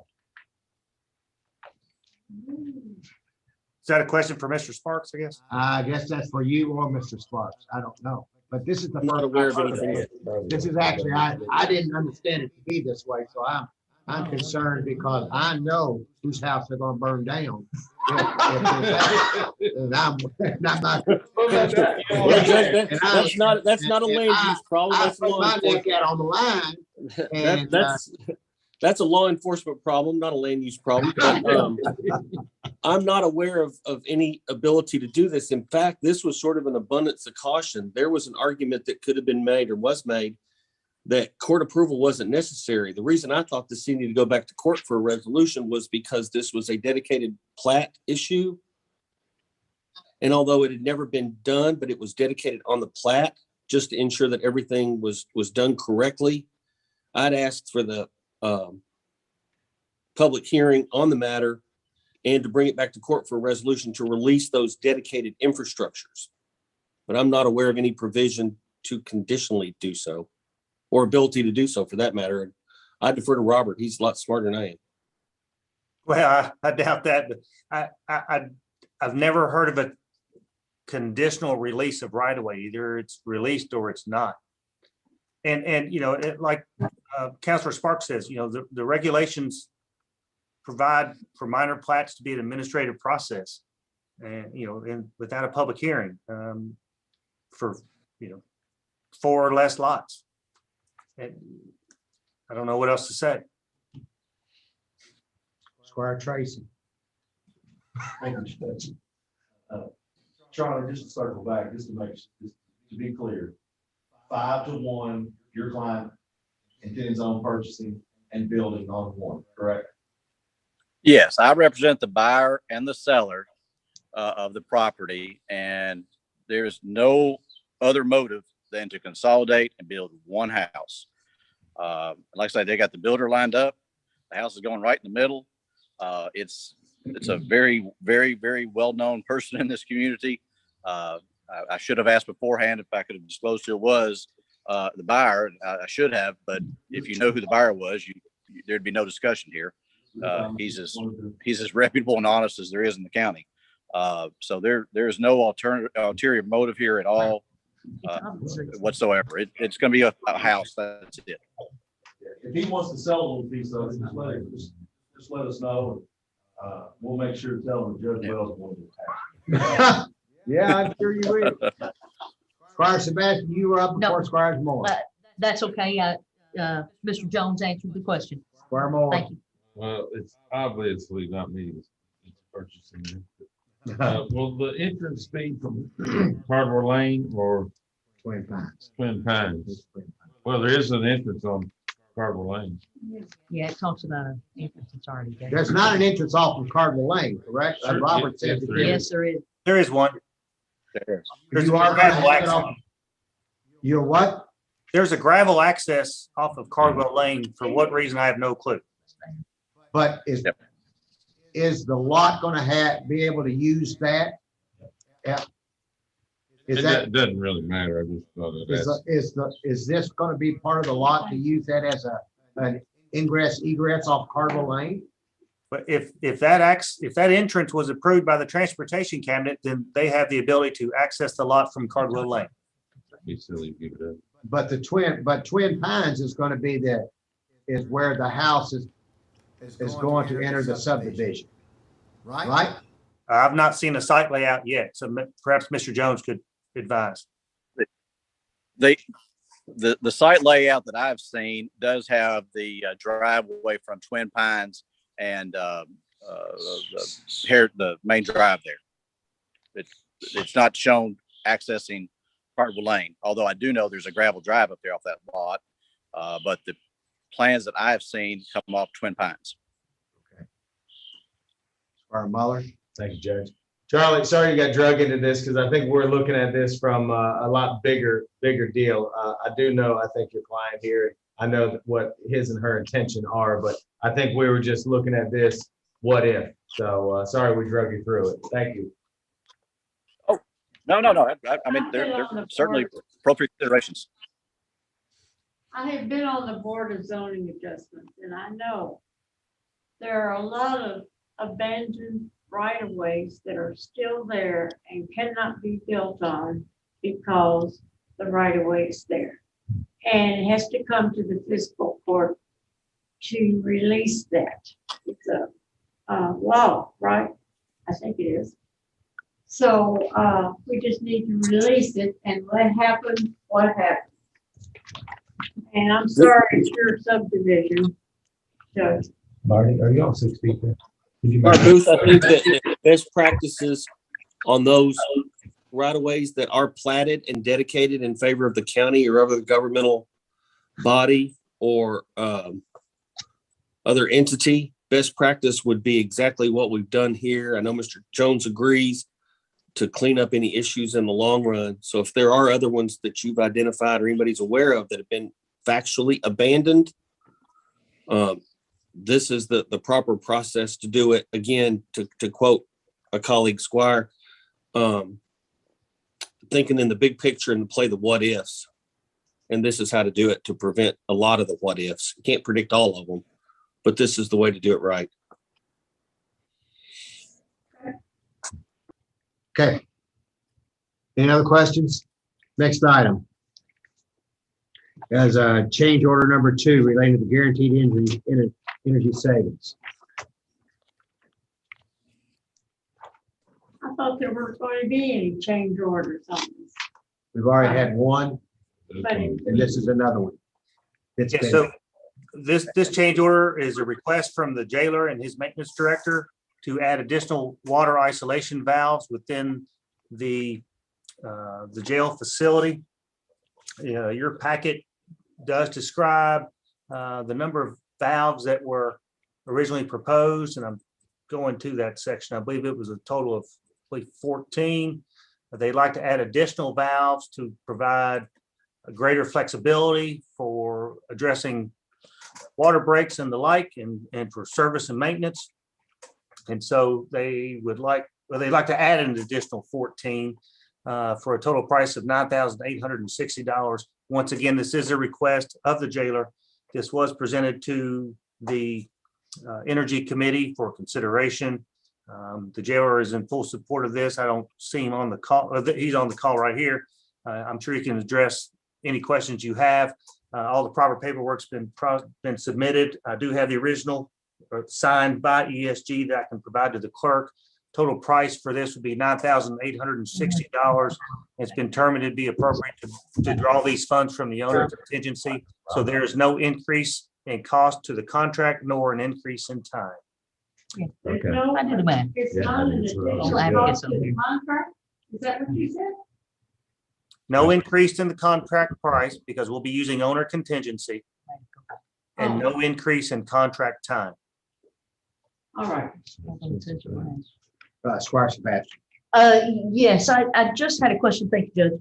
Just had a question. If there are 14 additional valves and the cost of the valves is $9,860, that renders the cost of each valve to be about $706.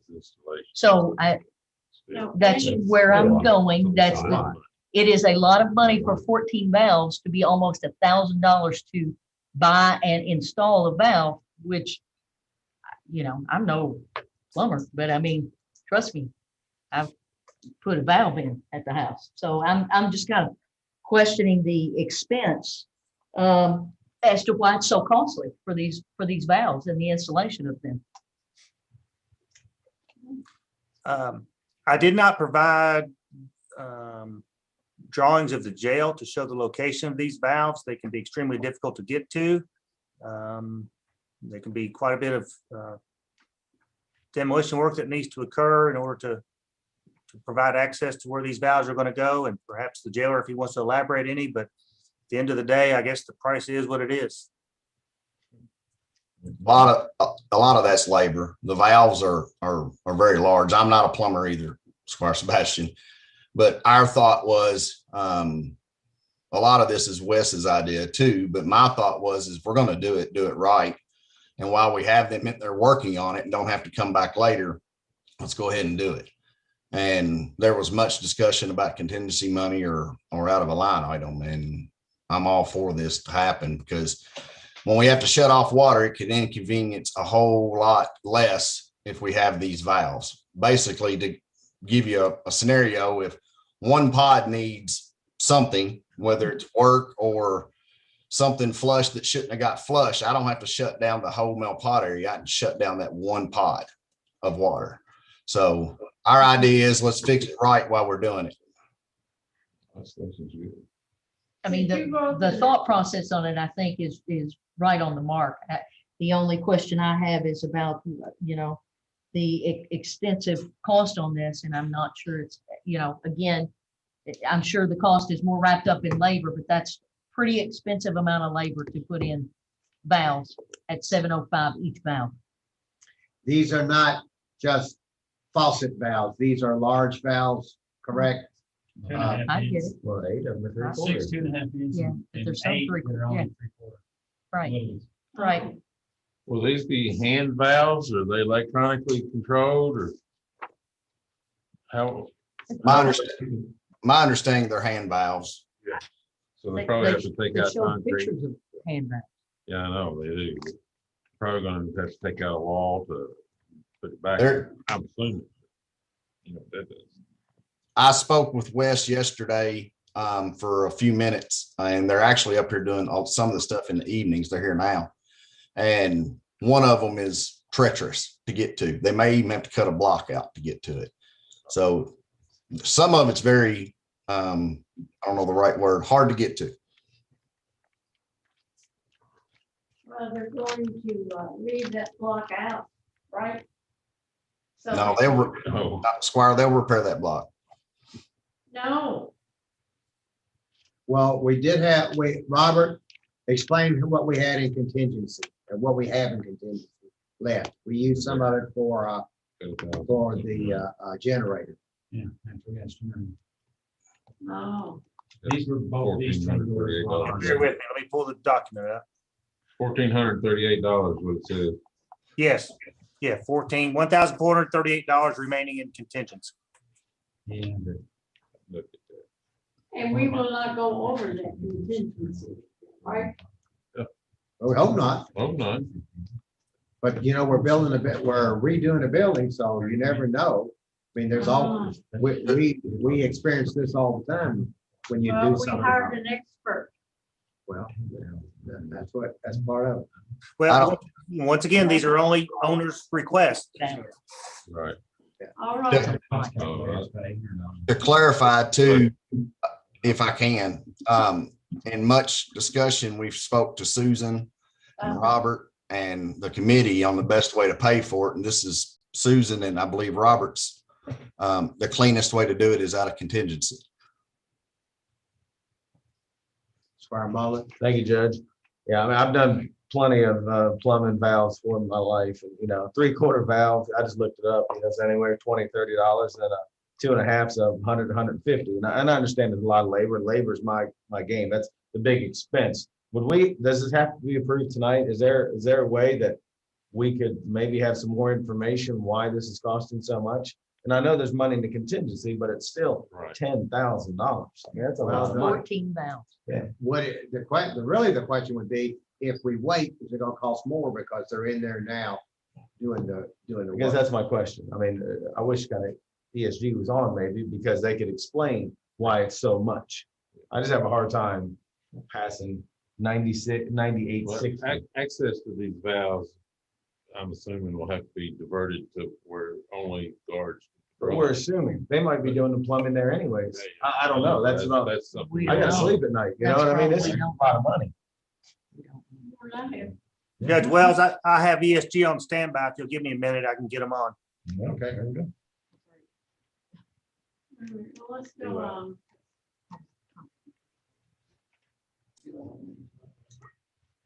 yeah.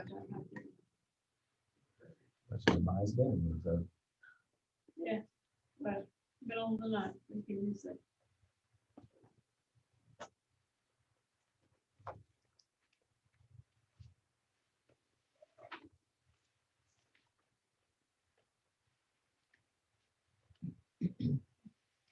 Anytime you have a commercial contractor do anything. What was discussed at the Energy Committee about these? That'll maybe help. Jake had said he'd originally felt that these were covered. And I was under the same assumption. When they got to them, where the river was meeting the road, they did have valves in place on the contract, but they were for larger sections of the jail. And Jake and Wes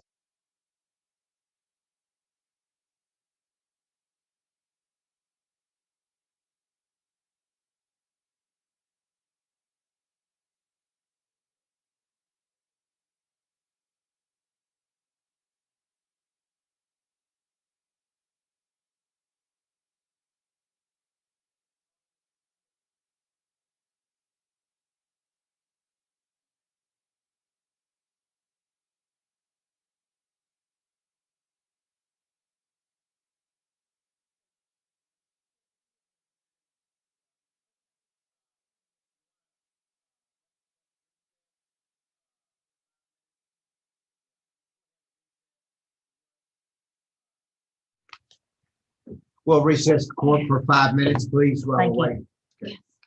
wait. That only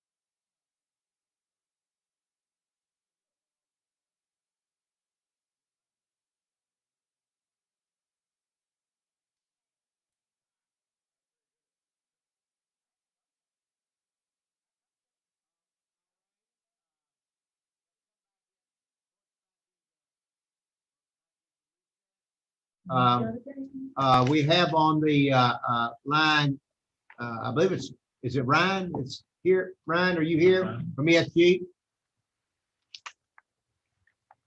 Robert, is Ryan here from ESG?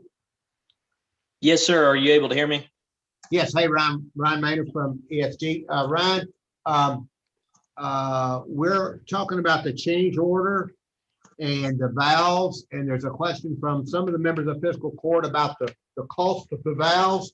Do you mind explaining what has been recommended by the jailer and staff and the purpose of these valves? Yes, I'll kind of go over that, kind of get everybody up to speed. So with the water conservation upgrades there at the Franklin County Regional Jail, we were going to put in some isolation valves to isolate some large sections of the building. Currently, with the existing valves there, they don't isolate, as intended, so they'd have to shut down the whole building. So we had in our scope to put in, I think roughly 10 is what we had quoted. Again, that would isolate some larger sections. After really getting in there, we have to put in at least, I think 14 or so just to cover our portion of the scope. So obviously we're taking care of that, and they have actually been installed.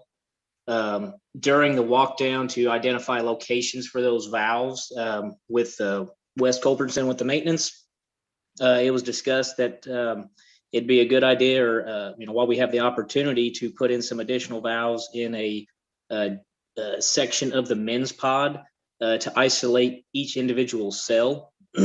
So that's what this additional no cost change order is for, adding those additional valves. What our scope would be is to put a valve down in the tunnel, which would isolate all of D and H pod. I believe that's the one on the second floor.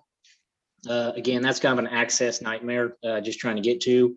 So that was why we kind of went this route to, put valves in the individual chases, so you can isolate particular cells, and it would kill the first and second floor in a column.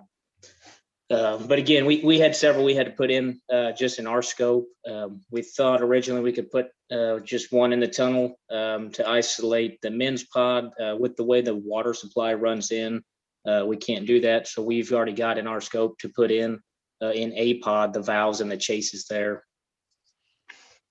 The Ryan, and I've got a couple of hands up. The concern for members of the fiscal court is the cost for these additional valves. Okay. Yeah, there's roughly 14 additional valves that would need to be, or is requested to be installed, again, for that ease of maintenance for future use. There is labor in that. Obviously there's some markups, agreed upon markups as well. Just dividing it out real quick. If I had the numbers correct, it was $98.60 for the cost of, all in on the valve and installation, divided by the 14 is about $700 a valve. We do have to do this on night shift because we don't want to, we have to turn off the water to put these in. So that eliminates the water at the facility. So to, ease the operation during the day, we've had to do this at night. That doesn't explain the cost of this, right? I can see if you had to knock a wall down to put a valve in, but if you're putting them in the tunnel and you already put some in, it just seems extravagant. $700 with a valve when the valves cost $100 or less for the big ones and $10 for the small ones. What, Ryan, you mentioned the term markup. Talk to us about markup. Yeah. Okay. I believe in the first change order for that natural gas generator, I'd have to pull up the percentages exactly, but I matched those of what we had in there. Let me see if I can dig that up. I want to say it was 10 and 4 maybe, or actually might have been less than that. I don't have those numbers offhand. What does 10 and 4 mean? 10%, overhead, 4% profit. Those type numbers is what I'm referring to. Okay. That's in addition, 10% additional markup and 4% on the overhead. Okay, Squire Muller. Thank you, Judge. Thank you, Ryan, for coming on tonight. As you can see, we're trying to be fiscally responsible here. We know everybody needs to make money, but with the numbers you gave, I mean, you're basically $800,000 worth of parts, and then you're at almost $9,000 in labor. So we're trying to wrap our heads around why. Well, I think most of us are in business and we understand things, but it just seems a little excessive. And don't take that the wrong way, please.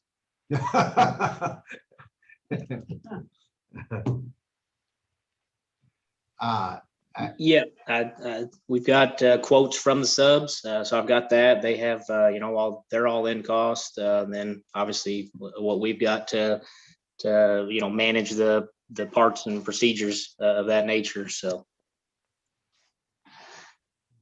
Squire Tracy. Thanks, Ryan. Quick question.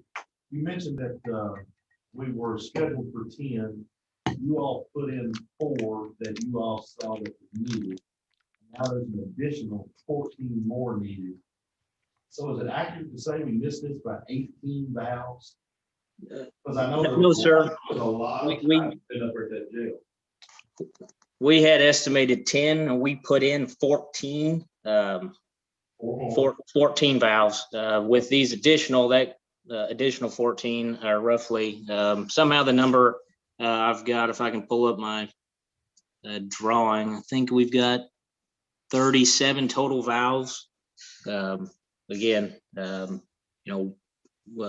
4, 6, 8, 10, 12, 14 of those are additional valves. Ryan, so this is the bottom line question, I think. Can you work with De La Bonna and West and come up with a suitable, a compromise in putting in X number of valves and reducing this amount where what to a point where they can live with it and say, okay, we can go with this. And I'm going to ask the court to give an amount out of contingency, and you all see if you all can get what you can get done under X amount.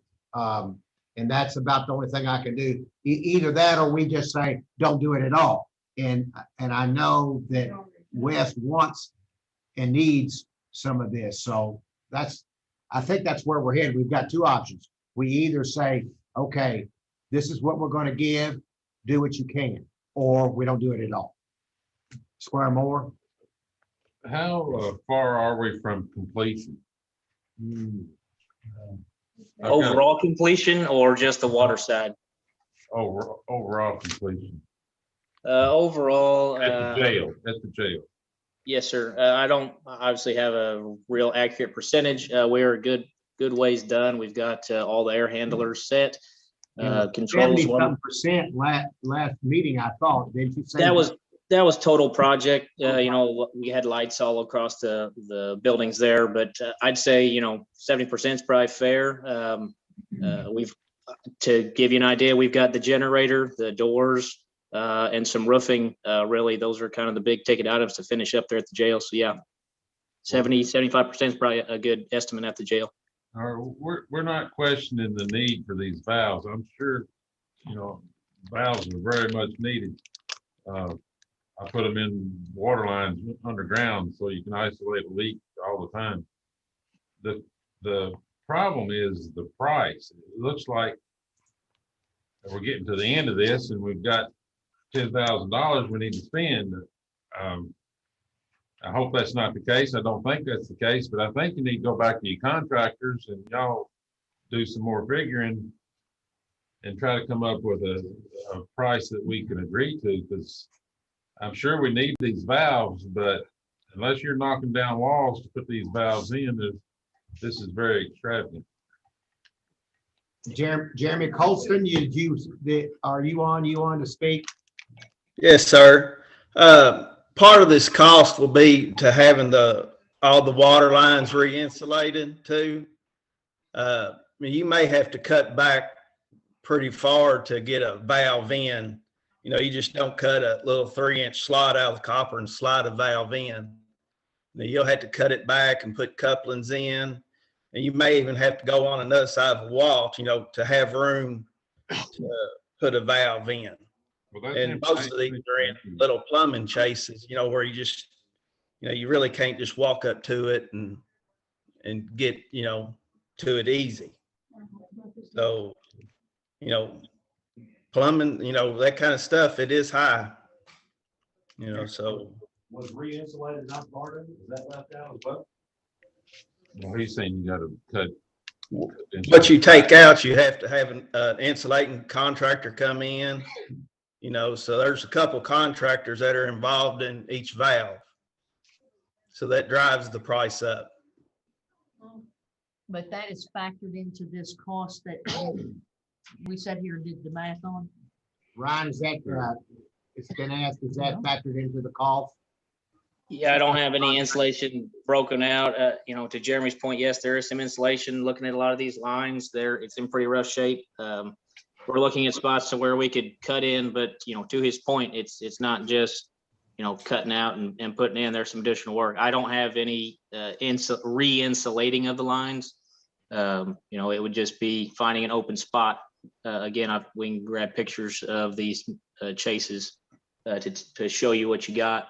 But again, it's not something you can walk up to. You're working inside of a chase, hands only, small areas. Okay, so once again, we'll go back to have them go back to relook, get in what they can, and or not do it at all. Yeah, I'm for them revisiting it and seeing and explaining to us why it's so much for some of these. But I don't think we're gonna get any more explanation of what we got. Well, Ryan, would you happen to have pictures or anything like that of the areas that we're talking about? And I hope you can see why we're questioning so much, but would you happen to have any pictures on file or anything like that maybe could explain some things better? Yeah, I've got some pictures I can pull up and send to the group for sure. Like I said, I don't have any on my phone right now. I'd have to go back, dig through my files. But yeah, just a point, if you guys don't go with the additional valves, then our scope, we would put in a valve in the tunnel to isolate all of D-Pod rather than each individual section. So just want to let you guys know that, whichever direction we go, we have a plan to isolate this. These additional valves are more for usability in the future. Judge Wells, if I could ask a question of Mr. Sparks. Mr. Sparks, is it appropriate to distribute floor plans of the jail to the court? No, sure it's not. Not in Robert. That'd probably be Need kind a of, little shot. that'd be kind of, there would be some security questions that I would ask the jailer, because I don't know what we're looking at. But that might not be a good idea. Those wouldn't be otherwise subject to public record anyway. I understand the court's inquiry, but that ain't my jail. That's his security issues, and I would be very remiss to make a comment on something that may jeopardize security by releasing floor plans, et cetera. Yeah, I understand that. I purposely omitted those from the packet. Go ahead, Squire. Thank you, Jay. Hey, Ryan. Wisely so, Mr. Hewitt, wisely so. Hey, Ryan, kind of piggybacking off Squire Moore, what if you went back, talked to your contractors, talked to Wes and the jailer? Would waiting for our next meeting in 3 weeks be too late to install valves if you're only at 70% today? I mean, it can be pushed out. Like I said, we can do a portion of our upgrades, for the valves that we've got in currently, and then hold off on the rest. That's an option. So yeah, there's some flexibility there, certainly. Obviously, the longer we push, the harder it is to get people nailed down to their schedules. So that's kind of where we're at. But yeah, certainly. Thank you. Okay. So what are you asking, Squire Muller?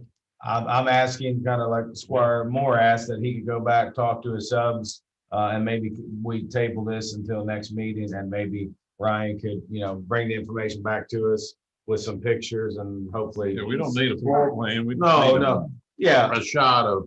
or something, this is what or we need. yeah, if potentially, your subs might be able to look at the pricing also.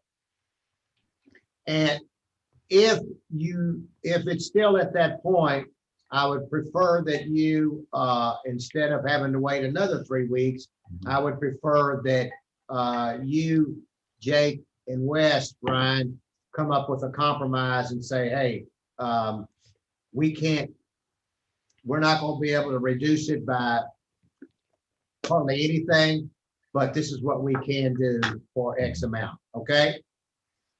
Okay. Okay. Did you say okay, Ryan? I'm sorry, we didn't hear you. Yes, sir. Yes. Okay, all right. So I guess you understand where we are, where the court is, and where we go from here? Yeah, I'll just kind of rehash it, just make sure I've got my communications correct. Getting with Jake West, seeing what we can, what options we have to accommodate based on a reasonable, number that everybody can agree to. Also, revisiting with subs on pricing, and then obviously documentation, pictures, stuff like that. Anything I can provide, I'll do. Okay. All right, everybody okay with that? Squire Muller, you got Judge, one more question, and Squire Blackburn kind of just brought this up. On the A1A document, it says change order number 2, and it's dated January 6th. This is change order 2 because the only previous change order was the generator, correct? That's correct. Yeah, that sounds like just a bad date that got in there. I'd have to go check, because that's a document. If it's at least the latest one that got sent out, that's done by a different group in our office, and I may have either given them the wrong date or somehow got copied over. So The signed AIA document provided by ESG today has a date of June 22nd, 2021. What you have in your packet is just the draft to go along with the supporting information. So that was probably just an error on that end, but the current one that's been forwarded to the fiscal court clerk is correct. Have you sent it, Robert? Yes, ma'am. Okay. Yeah. All right, everybody good? Yeah. Everybody good? Ryan, thank you for coming on at this quick moment. We appreciate it. And you and Jenabana and you and Wes, you all see if you can get worked out, okay? yes, sir, will do. Thank you, Ryan. All right, next item on the agenda is authorization to approve creation of a part-time planner in the planning and building coach department. This was approved by the fiscal court, the new budget. And remember, we have to do this as part of. So this is actually a new position. However, when preparing the agenda, I discovered that the other 2 positions, the part-time building inspector and part-time mechanic, were already existing positions that were not funded. So on the agenda tonight is only authorization to create a part-time planner, because that position did not exist. Well, what about the other 2 positions? Are they not going to be paid anymore? They already exist. We don't have to- We just haven't filled them. During the budget, it said you fund it and then you got to create. But those 2 positions, other 2 positions have already been created several years ago. Oh, they were funded. Okay, you said they weren't funded. Scared me. Okay. Any questions of Squire Muller? Thank you, Judge. Hey, Robert, thanks again for being on. I know it's a long night. I'd like to circle back. I think the last meeting that I brought up a lot of the duties that are being performed by you and all the employees here. And I look at the funding for this position, and then I look at the funding, what we're paying outside engineering firms. And I'm wondering if it wouldn't be better if we looked at hiring a full-time engineer for the county. It just seems like a lot of the duties that are on here and a lot of ones that you're having to perform because you're only one person, and you're asked to do a lot. It just seems to me, I keep going to engineering. So, I'm wondering if we can be more efficient having an in-house engineer that might be able to assist road department and the entire, county. Squire Muller, when I first came into office, I did exactly look at it the same way you did. Okay. And Robert, John convinced me that Otis was a good deal and would save us money. Now, I'll let Robert speak to that, but I went the same way, thinking exactly the same thing you did when I first. Right, and nothing against the firm that we're using Right, now, exactly. but if we take that plus this, that's a pretty good engineer right there that could maybe. Well, the planner is not an engineer. Is that what you're talking about, that planning position? Yeah. Well, they're gonna be doing a lot.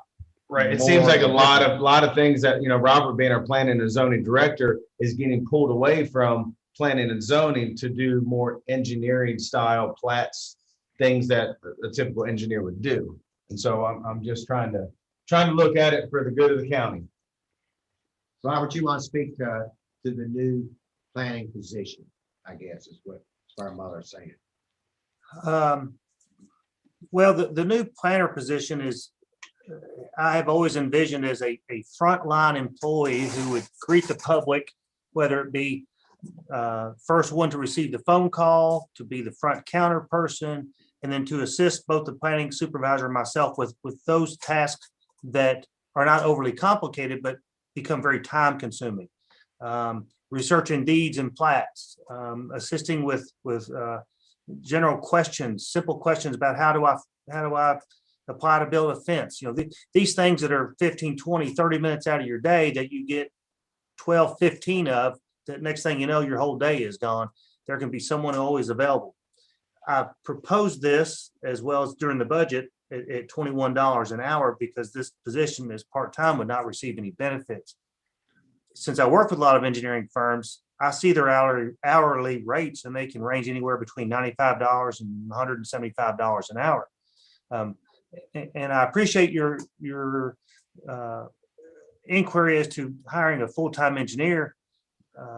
I was just trying to take a cost-effective approach to provide continued public assistance and allow me to continue on assisting the county with projects that I've worked on for a while. But if the court was to go instead of a part-time planner to a full-time civil engineer, I'm not going to object to it. Any help is better than no help. We are just totally swamped. No, and I understand that. And do you think, because I know we have, quite a few part-time people here, and I don't know how the whole office here works and stuff.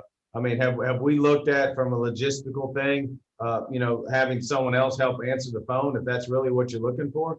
Do we have somebody that could already kind of cover that's existing?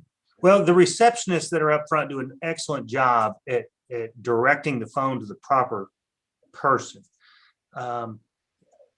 My office receives the lion's share of calls that come into this building. And to allow both the planning supervisor and myself to stay focused on technical reports and engineered plan reviews, and having someone that can address those simple questions of how do I get an address? How do I apply to get a shed? When's the next planning commission meeting? Those are all things that the public likes to have quick answers to, and technical plan review can be very time consuming, and it's important that you not be interrupted when you're trying to do that. And so it's not about no, not enough people answering the phone per se, but we get such a high volume that if we have someone that can dedicate it and then help refer those further, if that issue is too involved for that individual, that it just gives us someone else to help reduce the total volume of interaction that we've got and allow us to do other higher level things. When I prepared these 5 agenda items for the court, I mean, that was extremely time consuming, and then you get pulled into, some other things that happen out of the spur that other staff could help assist with. So, this has all become a volume thing. I reported to the court previously this year that in 2020, my office issued more building permits than we had in any given year in the last decade. My building inspectors advised me that in the first quarter of 2021, we issued more permits than we did in the first quarter of 2020.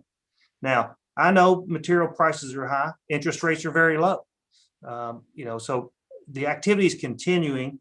There are other large projects that are in the works that we're currently reviewing. And as I've said before, any help is better than no help. We just have large volumes of inquiries, calls, and activity going on in the office. And as you know, I requested a full-time employee, whether that's a planner or an engineer. I think a planner is more effective and more appropriate for the need of the department.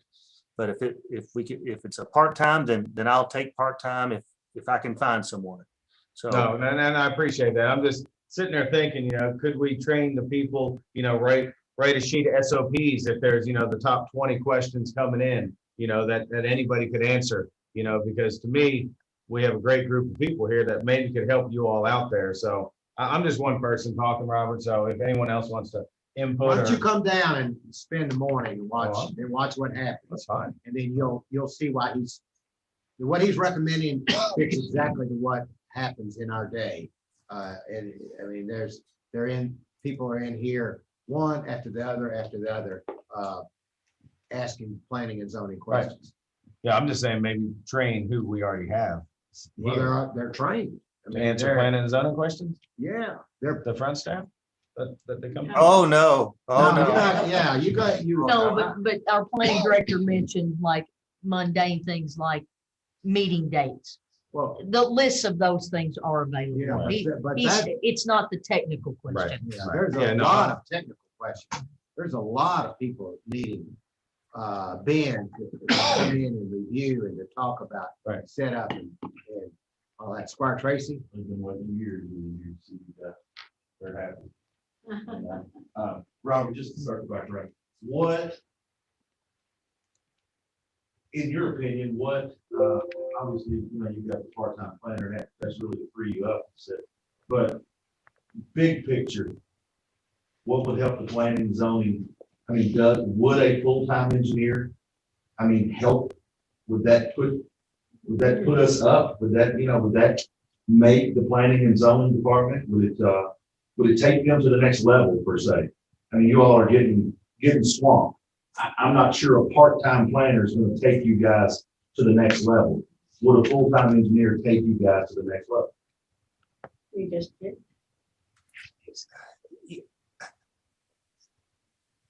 I don't believe so. No, I mean, engineering is not what we're lacking in.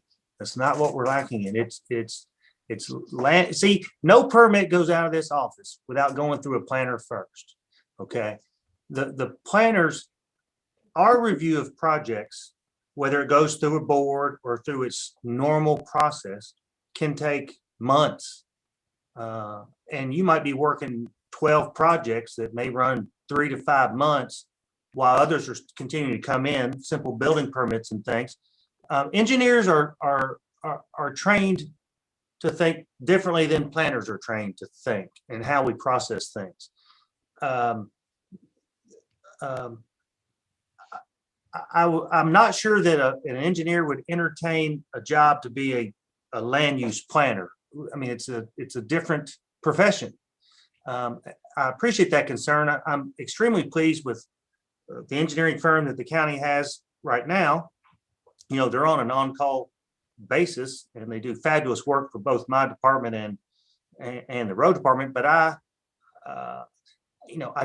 don't use them every day, even though they may do work for the county every day, and as it relates to plan review, because they have their own element of that plan review. But as it relates to, Ben and I are both stormwater inspectors, so we go out in the field, we inspect construction sites. That's something an engineer could do. You're right, but I'm almost thinking that would be an overqualified position for the need of the department. I really do. I think that if we had another planner, a full-time planner, that would address the needs of where the department is today. But I do appreciate everyone's thoughts about hiring a full-time engineer. I think that would be expensive. I would just be concerned that there wouldn't be enough engineering for them to do unless we wanted to start getting into additional design of things. In regards to that, how often do you find yourself waiting on an engineer to free up to have time to be able to meet you? In the past, I know when I've dealt with you, like it'll be a week or so before, we can set it up with the engineer to get him there to get free. Are you seeing that being a problem? Or is the engineer, is he there? Is he Johnny on the spot? You talking about the county's contract engineer? Yes, sir. 99% of the time, he's Johnny on the spot. Now, of course, I deal with other engineers, with the plant board, with the sewer department, with other, with AT&T. So, but our engineer I've worked with him for a long time. He's excellent. He's great to work with. Johnny on the spot. We talk at night if need be. I'm completely satisfied with him. But as the volumes increase, processes do slow down slightly. We try to maintain a 5-day turnaround on plan reviews and such, if that helps answer your question. I think all of you all are hearing I personally appreciate your trying to help Robert. Robert's telling you what he needs, and he wanted a full-time and you cut it to half-time. If you want to help him, listen to what he's saying. Put it back to a full-time planner position. And that's what he's saying he would need help. That would be the best thing in the world for him, a full-time planner as opposed to a half-time planner. So that's it. Well, listen to him, what he's saying. What is, maybe Tamara can answer this, what is the classification for part-time? How many hours? It's less than 100 hours per month, 99 hours. average. So one Right. month they could work a little more. Yeah, times 100 or more.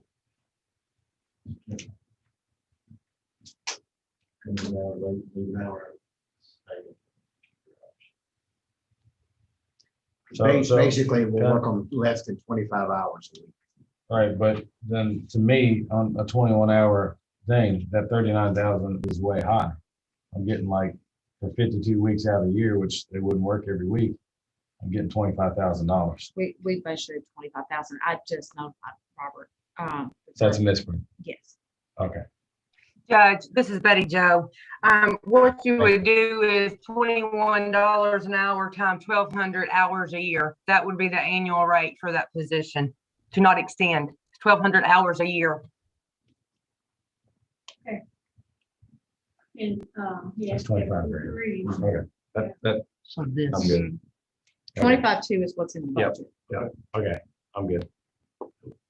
Thank you, Robert. Thanks, Robert. I think that number was throwing me. I kept looking at that number thinking if that's a part-time position, that's a big number. Yeah, my apologies. Okay, thank you. Mr. Planning Director, I do have a question. Would it be important to have GIS knowledge as a minimum qualification for this position? It would be helpful. That's why the degree in planning, geography, or related field is in there. A lot of times it's part of a standard curriculum. It was in mine. Yeah, I would presume. I just, some things are enumerated, others are not, but it would presumably be very important for them to understand GIS mapping and that sort of thing as a minimum qualification. And then, and I'm not sure, maybe you can elaborate on there's some wording in here that says administration of planning, zoning, subdivision, and development regs. Do they administer those regs? So would they be kind of the primary conduit and contact for those regulations? Well, that bullet reads assists planning staff with the administration of planning, zoning, subdivision, and development regulations. Okay. So that would include, that can, as I mentioned earlier, that would. Can you elaborate on what that means? I'm not getting at the who assists whom. I'm just trying to make sure I understand what that bullet is targeted at, the function it's targeted at performing. Sure. So specific to zoning, that would include review of permit requests for fences, above ground pools, small storage buildings, carports, canopies, front porches, decks. Those things are covered in the zoning ordinance. Subdivision regulations could be assisting us with tracking and routing minor subdivision plats and development plans. For larger developments, they could help ensure that we get our proper recorded documents back and into the file. In the planning element of that language, that would include assisting during comprehensive plan updates, whether it be assisting with the public hearings, helping to prepare documents. If they have any GIS experience, that's a benefit. So, this position could, I foresee, come in as one of two ways. Someone directly out of college who wants to get started, get their foot in the door somewhere with little to no experience in the office. Or it could be someone who is already retired, who still wants to stay active, and kind of wants to still keep their hands in things. So I tried to keep this open and didn't want too much responsibility on this position, because I foresee this person as the individual who's going to be frontline, taking the phone calls, processing the applications, getting them to their proper locations, assisting other staff with getting our staff reports prepared, out the door, copied in the envelopes, all those things that we all have to pitch in to do. And if we can do it quicker and more efficiently, because we got more hands, and that's how we do it in this department. Okay, thank you. I appreciate that. And then what is the technical review team that's mentioned in here? Just. So the technical review team are those agencies that review proposals of major and minor subdivision plats and development plans, as well as facility assessments for zone change applications.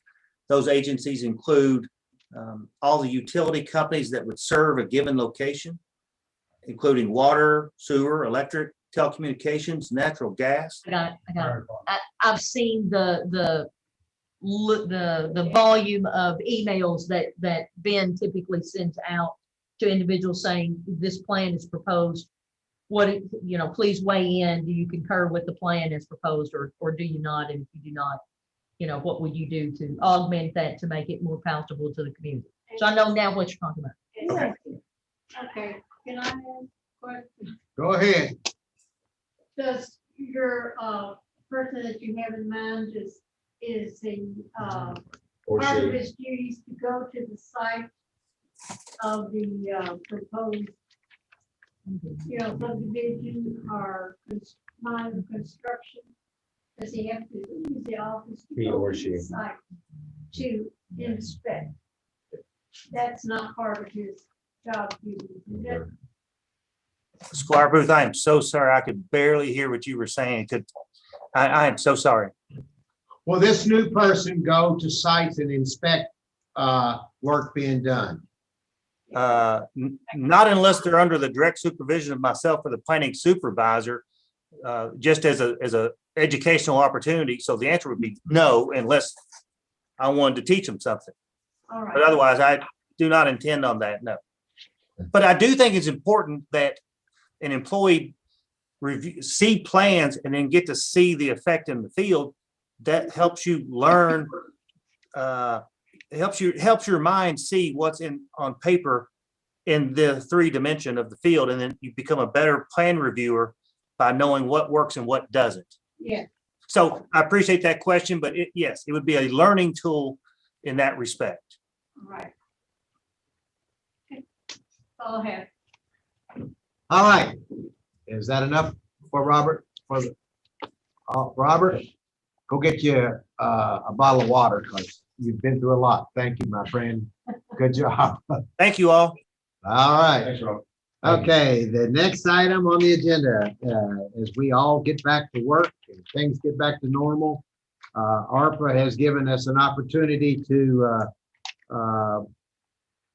do a premium pay for our essential Franklin County government workers, which is everybody. So the ARPA committee, Squire Moore and Squire Booth have all met together. We've all met, and I'm so proud of the work that they've done. We've looked at this. Betty Jo, Susan, and Tambra have worked extremely hard, and we've come up with a plan for non-public safety and public safety employees. And that plan was approved by the committee, and it allows us to give some money for those people that worked during the time of July 1st, 2020 to December 31st, 2020. Who are exposed to the public. Who worked at everybody in some way or another was exposed to the public in some form or fashion. Everybody was Well, in some form or fashion. Even if we were closed, they were still in some form or fashion exposed to the public. But yes, okay. So with that being said, there's questions, and Betty Jo, are you on the line? Betty Jo, you okay? Yes, I am. All right, thank you. And Susan is too. Go ahead, Squire Tracy, you're first. Thanks, Judge. I think this is a great idea. Just a quick question. In the information that was provided to the court, it states that teleworking does not qualify for the ARPA premium pay. Are you saying that during the time period reflected in the information that we were given July 1 through, or 2020 through December 31st, 2020, that the 200, I think it's 200 employees, that they work on site? No, I think the teleworking means that if you only telework the whole time, is where it doesn't, that's where it doesn't count. If you were a full-time teleworker, then you don't qualify. That's the stipulation. So the telework performed from home, not eligible for premium pay. What you're saying that is only for people that work there full time. That's correct. Okay. Because many people came in, would work one day, would work 2 days from the office, and then work 2 days telework, come back to work. So it's impossible for us to go back and figure out how many hours did you telework this week, when did you did it? So is it not reflected on the timesheet? Should have been. Betty, It should have been. Should have been Now, on wait the a minute. time sheet. Joe, is it reflected on the timesheet? I'm sorry. Judge, most of the employees came back in the office of 7/1. So we was teleworking mainly through March, April, and May. So most of those employees actually came back in the office on 7/1 of 2020. We had a couple of days here and there that we would allow teleworking if they had meetings or trainings. I have exact dates of which employees came back in the office, but mainly they all came back in the office July. So again, great idea. If Franklin County is audited, because when it comes to this ARPA, everyone you see, talk to, Gary Moore from NACO, CAECO, KMCA, whoever you talk to, they tell you, be ready for the audit. So if Franklin County is audited, you feel comfortable that we're going to get a clean review. Yes, on the list that we have prepared on the Excel spreadsheet, yes, I feel 100% confident. On the slide that you see in front of you, prevented use of premium pay for workers, it will be 100% a clean audit on our part. Okay, thank you so much. Okay. Any other questions? Squire Blackford? Was there any remaining funds from the CARES money? Well, Could have gone towards this. Should have been 800. Well, CARES money, remember, used to we replace used it fire all to go to pay, reimburse for the fire department's salaries. So we paid them, we got, We paid them Susan, their we regular got salary. it got put back into there's no CARES money anymore. It all got put back into our budget because we spent it on substituting their salary. We spent their money and kept our money.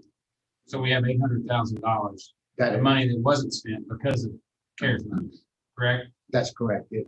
That's Redirect. That's how we got to use CARES. You can't use ARPA money like that at this point. in Right, time. it's not reimbursable per se. That's correct. So, and out of that CARES money that was reimbursed, we're not able to do that because it's in our budget for other uses this year? No, but why would you want to do that? Why wouldn't you want to use ARPA money to do it as opposed to CARES money? Because ARPA is limited to what you can spend it on. CARES money that now has gone back in our budget there's no CARES money. condition to, Spend any way we want. yeah, you can spend it way we want. Well, I was just looking at this, so the purpose is as a thank you, and then it's premium pay. I know you can't give bonuses with ARPA money, but you can give premium pay. I think it's a great idea, but I do see how there's gonna be those employees in the system that feel like others got more than they did. I know Scott County did a $1,500 payment to every employee. I know other counties did things like that. I think it's a great idea as well, but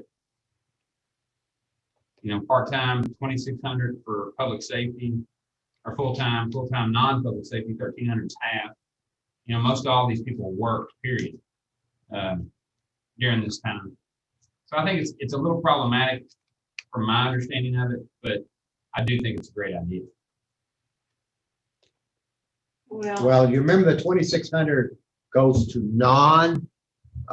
to public safety employees, You can't look at a fireman and say that they weren't out on the front line. Oh, no. You can't Not look at at a all. sheriff and say they weren't out on the I'm front not line. at all, but Judge, I can Yeah. explain the breakdown of how we came up with those totals. Go ahead, Dave. If The it might full-time- help Squire Blackburn. I think it may, the full-time public safety, we came up with $2,600. We used, the time period worked from 7/1 through 12/31. We used the firefighters' hours because they worked the most hours, and we used the average of that medium average based on $2 an hour that was originally proposed. That's where we came up with the 2,600. Does that make sense? No. You use the average. No, we use the median range, not the average. We use the median range. Susan, you want to Yes. explain that a little bit better, Susan? Susan, are you on? Yeah, yes, I am. Okay, you're the one that came up with this, what the median was. Well, initially, to Squire Blackburn's question, back during when CARES first came out last April, when some sort of additional pay was being suggested, it was just for the first responders. And then that we were in a great deal of uncertainty and court didn't move forward on it at that time. And now the ARPA money has come out and has this premium pay option. So it had started at the $2 an hour concept way back in April. So that's where it got picked up again with this suggestion. So, based on that concept of the $2 an hour framework, if we looked at a time period and we chose the firefighters because they are first responders and public safety frontline, and we do have a full service fire department in Franklin County, and it was an appropriate spot to start. And we looked at the actual number of hours during that that vulnerable time period within our fiscal year, and we looked at the actual number of hours worked, and then with the $2 framework, and that's based on the median number of hours. That means the number of firefighters that had, half of them had more and half of them had less, to try to come up with a no loss figure, or the least amount of loss for any, if you based it on specifically to hours worked. And that's how we came up with the $2,600. That's how we came up. It was actually $2,664, but we rounded it to the $2,600 based on the median number of hours worked, which was, I think, 1,331 and a half hours for our firefighters. And then we worked back from that concept. Was that for the 6 months, 1,331 for the 6? That was within a 6-month time period. So now the way it's being proposed, this is not for hours worked. It is for worked time. It is for time of service and, compensation for time worked and served time, but not specifically tied to a flat number of hours at a flat dollar rate. So will this be different for, say, somebody that's at the jail that works a different amount of hours? So No, it's not an hourly rate. It's a flat amount. The jail would get the $2,600 if they were full-time during that time period. So So with the sheriff's office. So you try to take the sheriff's office, the jail, the firemen, and find the median hours for them. Is that Right. And the fire was used because they always have the highest number of hours. Always. It's the highest number. So was it the median, or you said the fire? No, it's again, median for the fire. And so Now, everybody. and at the sheriff's office, they they work a 40-hour work week. So it's 2,080 hours. It's never going to be it's going to always be a lower number. Same thing with the jail. It would always be a lower number of hours if you do it strictly that way. So this method, using the fire department as our first responder model, and then use that model for all the other public safety areas, gave the maximum benefit to all of the public safety employees. And then the method was half of that for the non-public safety positions. So this was based on the $2 an hour plan, right? Initial concept, yes. So, the way I'm looking at it, it says approximately $500,000. So I kind of feel like it was looked at $500,000, and let's reverse engineer it and find the number that looks right per hour. Awful round number for. Actually, it just kind of worked out that way, because that 500 also will cover benefit. Okay. Squire Muller. Thank you, Judge. Thank you, Betty Jo and Susan, for being here tonight. A couple questions. So it's based on, I think after being at our conference a couple weeks ago, Squire Tracy hit on this, we're pretty scared about an audit. And this is based on a $2 an hour. Have you run this by anybody to make sure we can do flat rates in case they come back and they say, okay, Joe here only worked X number of hours, but you gave him this much money. Scott County's just doing 1,500 a flat. Everybody's getting. I'm just wanting to make sure. There are multiple counties I have been in contact with in the last couple of months. The Treasurers Association has been meeting together to exchange ideas all over the state, and there are counties large and small that are doing lump sums administratively. There are certainly different concepts and different bases, but administratively, the lump sum has been a preferred method and is defensible. And I know many of them are using their ad districts for consultation as well. Ann and I are both doing NACO calls and conferences multiple times a week. So we are being very cautious. We will document our thought processes contemporaneously to justify what we're doing, which is why we have a specific agenda abstract with a resolution as well to help detail that. And we had this by our own county attorney, and we're trying to be very proactive as far as having the documentation in place as to what we're doing to cover both our regulatory guidelines at the state, because this is not a bonus. This is for time worked. This is for time worked. Okay. And it's just not tied to an hourly period. It's tied to actually a partial month. And I believe there is some proration involved.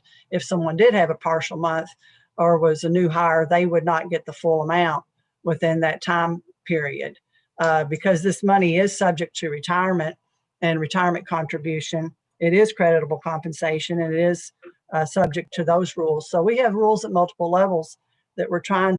Blackburn real quick. So you use the fire department because they work the most hours. So wouldn't have been an average between, let's say, sheriff, jail, fire, and coroner. Was there any average done there to come Remember, up? the coroners are part-time. She's saying The it's full-time sheriff, folks. the sheriff, She did say they were Uh, full-time. the coroners. I said coroners was first responders. We have coroners that works part-time, but they are first responders. That's correct, but he's asking them, did we use their time work? So They, those don't work the hours, Judge. They don't turn in a timesheet. Their salary, they get a salary. So that is kind of separate from our other bi-weekly employees, their salary. So I guess I really want to say that this is not so, we picked a number of hours. That number of hours, was it high? It was the firemen's, and they worked more. But don't lose sight of why we're doing this. We're doing this. Nobody is getting cheated here. We're trying to help. We're trying to say thank you for going out and putting your life on the line to save other people's lives. And the firemen and the jail and the police department, there were several of them that had to be quarantined from their families and stay in a hotel because of being exposed to COVID. And they've gone through a lot. So I don't think anybody's questioning that. We're just trying to figure out how it all came about. So I'm okay. I think it's a great thing. Did the county help with any hotels or anything like that? Or was that out of the fireman's pocket? no, we paid it through our COVID funds. Yeah. Emergency management through, and then they asked us to reimburse them through the COVID funds. Yeah. I mean, this was not an easy task for families, for sure. No. And Oh, for the whole country, the whole world's been through it. I know. It's one needs to bring back. And I think it's important that you all know that it was very trying time for us here. Some of us have underlying health conditions. Some of us have parents or spouses or children with underlying health conditions, and very easily could have said, I'm out of here. Y'all are going to pay me and I'm not showing up to work. So we had it, like I said, it was a very stressful time for some of our employees, and some of us, didn't give it a second thought and came in every day, and others, they literally thought that they were going to take something home to their family every single day. Yeah, that's right. There's a lot of people in Franklin County throughout the whole state, country that feel the same. World. Right. Yeah, I mean the world. So It's all good. Glad. All right, we're good. Moving on. All right, thank you, Betty. Thanks, Susan. The next item is authorization to renew a lease agreement with Buffalo Trace. Brittany, thank you for being here on your day before your vacation. Thank you so much. Appreciate it. Hi, Court. Thank you. Look at that. Yeah. I haven't seen that used in a while. That's a little weird looking. I think we need to move it because the public can't see you. That's okay. Nobody She's needs to fine. see my face. You all got me. They just fixed it. I think you should zoom in on her. Zoom in on her. Come on. All right. So the first thing I have for you guys tonight is a yearly renewal, the lease renewal for the livestock compost pad with Buffalo Trace. There are some slight changes to this agreement this year, specifically related to the sections on liability. This is due to the fact that I'm currently in the process of applying for a permit with the state Energy and Environment Cabinet, the Division of Waste Management, for the ability to give away finished compost. Since that permit is not yet submitted, I can't comment on whether or not it will be approved or how the giveaways would go. Excuse me. So in talking with Buffalo Trace, they just wanted to add a little bit more bulk to the liability section. So that is really the only change in this lease. What do you mean by? You asked, I'm sorry. Go ahead. Go ahead. Good. Thank you, Judge. Thank you, Brittany. Question. So, and I know we've talked to this in some meetings. I'm assuming we're not going to let individuals onto Buffalo Trace property to get the finished material. That is correct. So you are still thinking about taking it to farmer's market or taking it off their property, Yes, correct? That is Right. the proposed method that we have talked to Okay. Buffalo Trace about. There will be nobody from the public going on the property. It will be these giveaways if we're granted the permit would be off of that site. We're still in discussion as to what the best method would be. Okay. And it's only a 1-year lease, correct? This lease, we have to, has to go through court approval every year, yes. That's what I thought. Okay. All right. Thank It's a you. 1-year renewal. Yeah. Yeah. I was hoping for more. Rick Sparks, have you looked at this? Yes, sir. And I wanted to expound on what Brittany just said. Buffalo Trace is number one. Thank you, Buffalo Trace. Great product, great neighbor. They're very protective of their property, as they should be. And that's why the court has faced renewals on this agreement on an annual basis. It gives them flexibility in case they decide they want to go in a different direction. But it also allows the community to be benefited during that year period. With the change of the scope, specifically the proposal to distribute the compost as it gets created, Buffalo Trace rightfully had some concerns about third-party problems, secondary problems as that product is placed out in the market at the general public. So their liability language expansion addresses three things. Number one, any liability that may come back to them in the event that there's some problem with the product. They don't want any responsibility for them. Don't blame them. Number two, any defects of any regulatory approval. They've been very hands-off, but at the same time been very conscientious about the use of their property and have been very protective about it historically as this project has got up and running, literally up and running. So they want to make sure that if there are any regulatory citations, Division of Water, Division of Waste, whatever it might be, that they're not on the hook for it because they're the ones that are allowing it to be done. And the activity is incredible, is 100% operated by the county. Buffalo Trace does not contribute to the operation at all. And the red line changes that you see in the proposed amendment or the proposed renewal reflect those 3 or 4 concerns. So it's good to go if you want to approve it. Okay, Blackburn, I think you had your hand up first. I know the Conservation District has talked about offering training to folks out in the community that want to operate their own small facility. Have you seen any of that happening, or do you know of anybody that's doing that maybe is lessening the need for this on the county? Doing livestock composting on their own property. Right. I've heard things, but I haven't actually had anybody contact, heard whisperings of people who may be interested, but I haven't actually heard anything about anybody who's actually practicing it. So the number's been staying consistent on the amount coming out? I see the reports that Amy sends out. They are fairly consistent. They drop here and there a little bit, but they almost always pick back up during the the appropriate Weren't there season. some discussions of that at Farm City Field Day? Seems like every Farm City Field Day, there's like a small demonstration They do. discussion of that.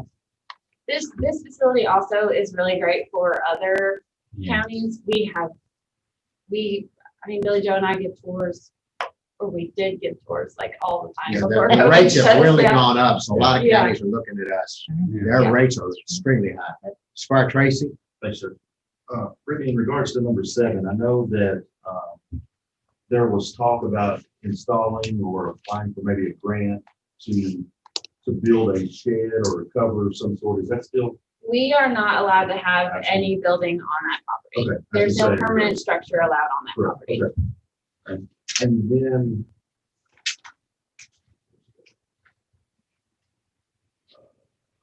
the water monitoring and inspections.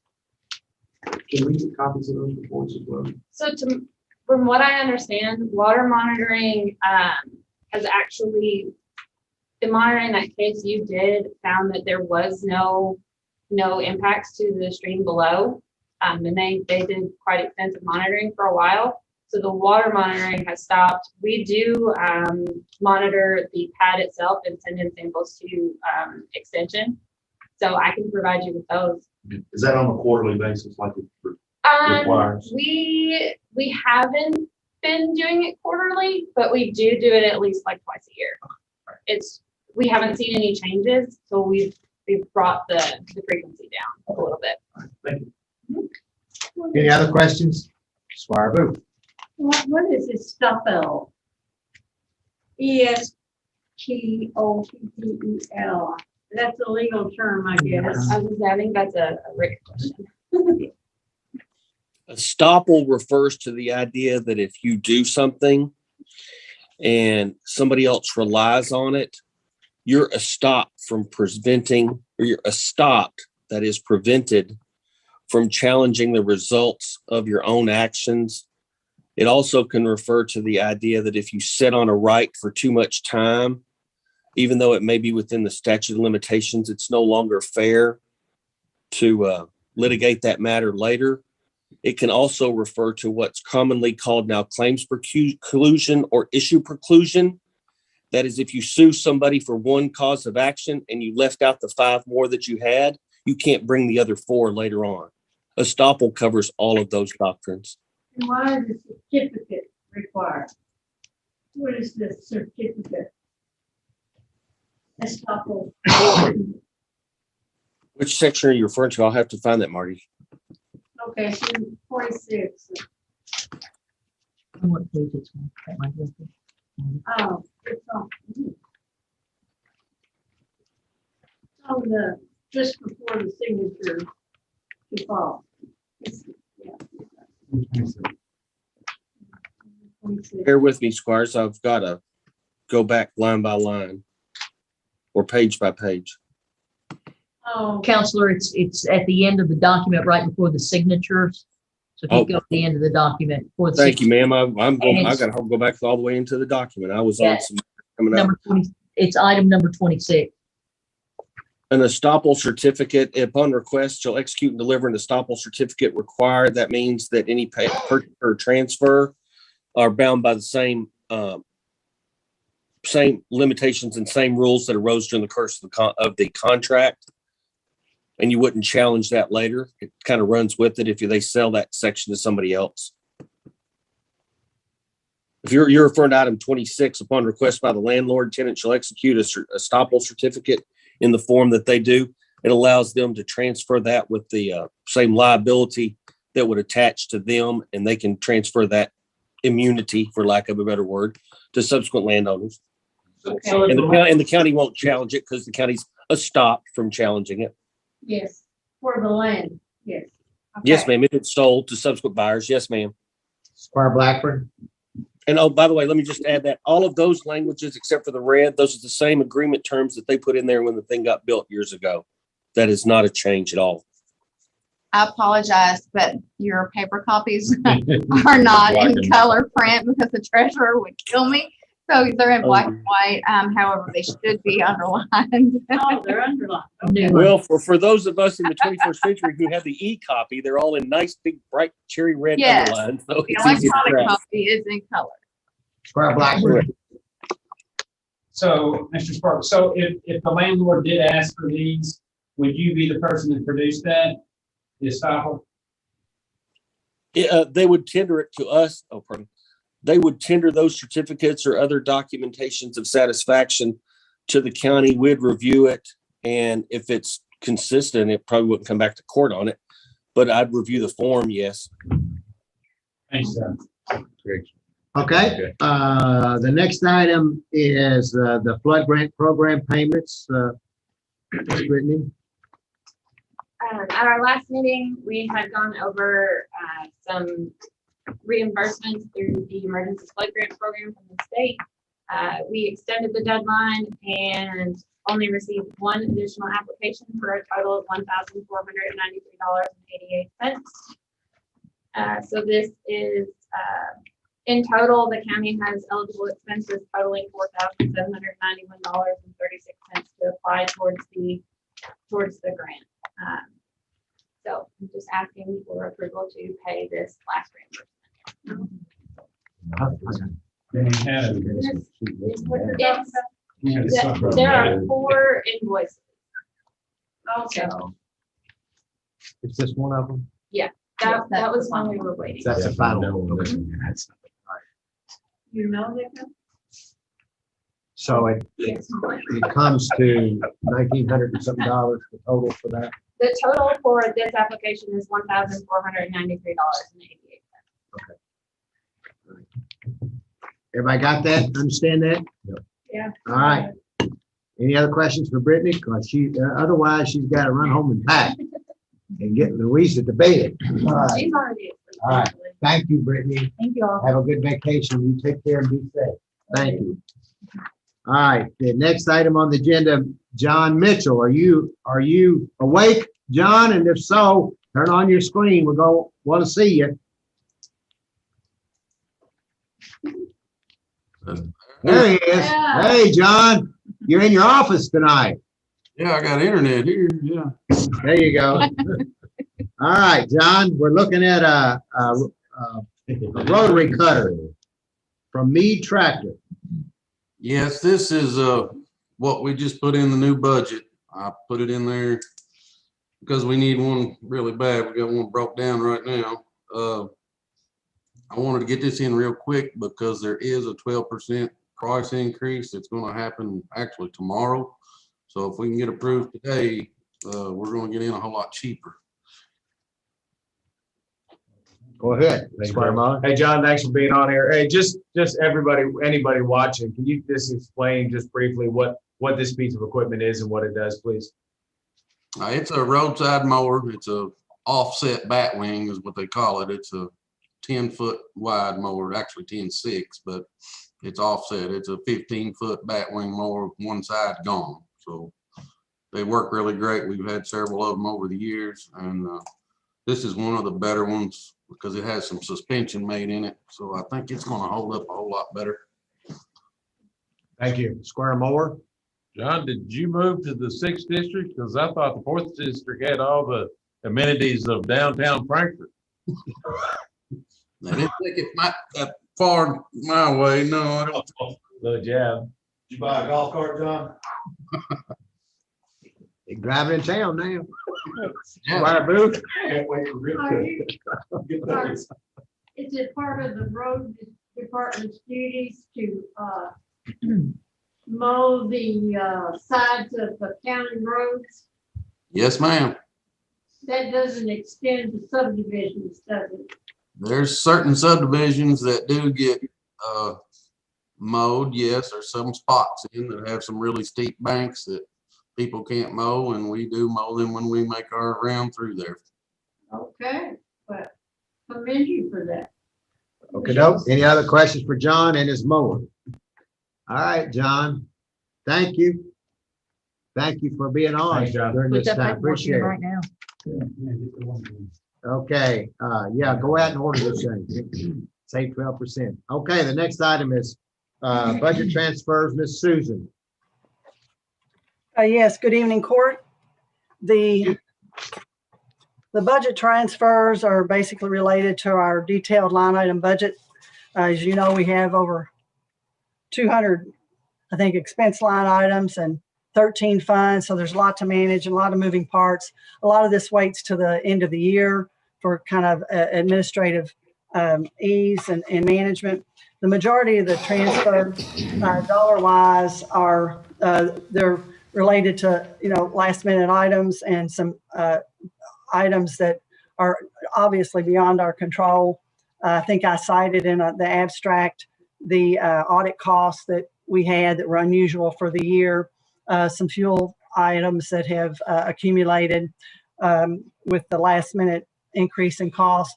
And then, of course, we had a mid-year pay raise that we did not budget for, so we're cleaning up based on the last payroll for those line items. But overall, these line item transfers are intended to clean up basically what we've already obligated.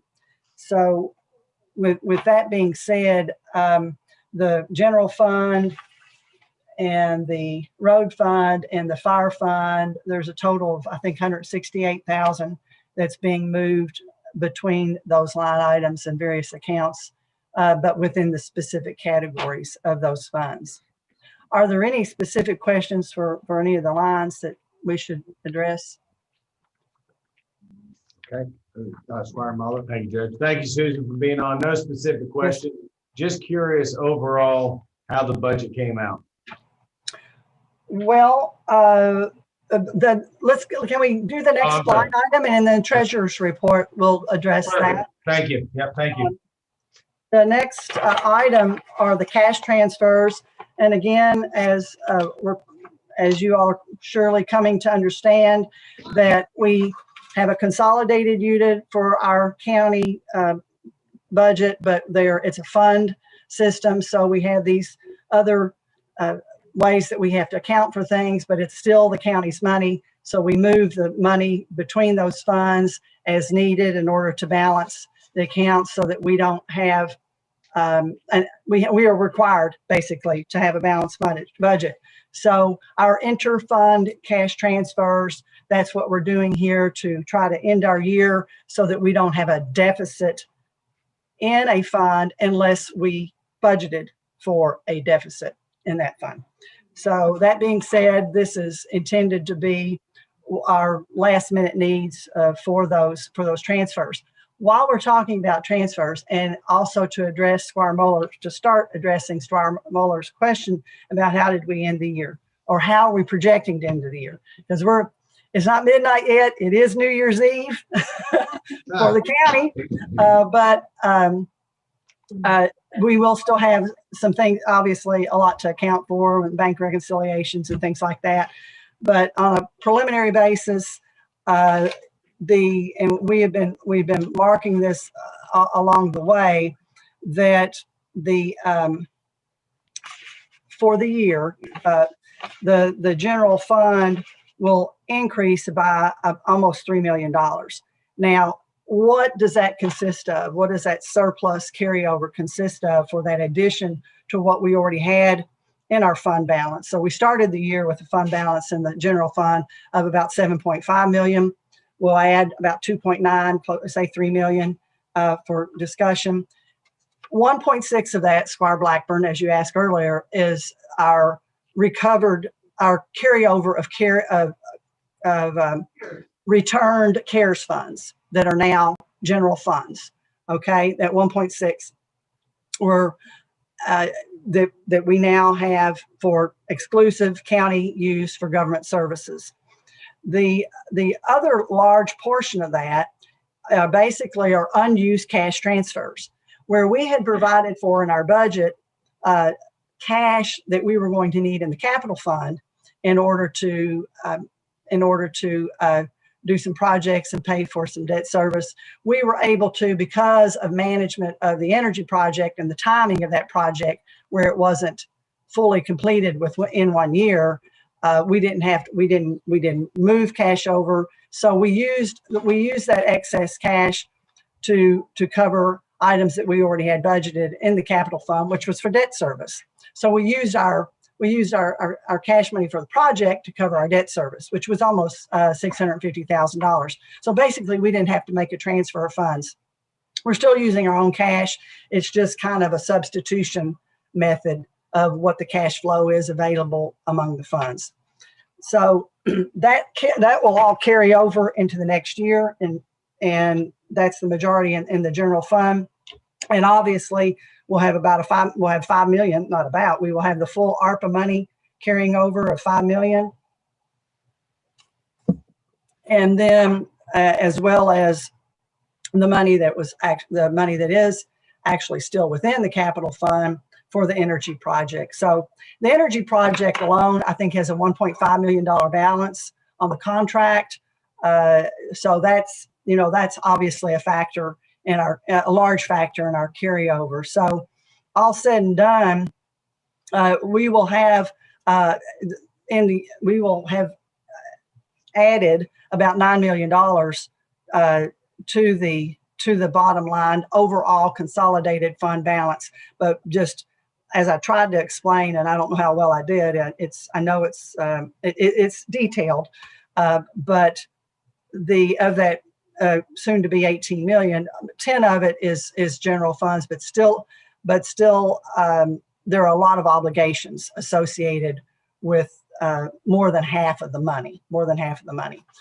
But I've been here a few years, and even I've looked at audits before this. I believe this is, we're in unprecedented times with infrastructure opportunities and investment opportunities for the county. We're handling a lot of money, and I know that everyone is really trying to be very conscientious and informed about how that money is being handled and reported, and so it's, with that being said, once again, I think Franklin County is, still on track, to continue exceptional services and build on that.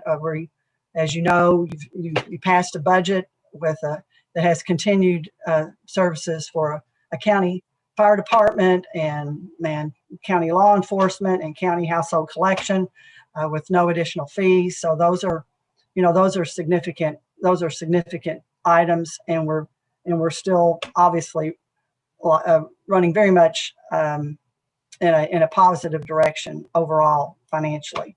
Susan, so I'm trying to simplify this, and I appreciate the explanation. So let's say this year's budget was $28 million. That should be close. If we pull all of the federal money out of it, how did we come in revenue wise? Did we hit our goal? Does that make sense? Well, we'll have more detailed examination of the line items where we were over and short. But we did amend in, I think, it started at 27, we amended in 14, so it ended at 41, the budget did. So there were definitely areas where we exceeded our expectations, but once again, our expectations were very low budget-wise. So thankfully, those negative expectations weren't so bad for the organization, for the government organization, and we've had a continuation of services and continuation of funds in some significant areas. But as there were some ups and some downs. Obviously, we are a pass-through agent.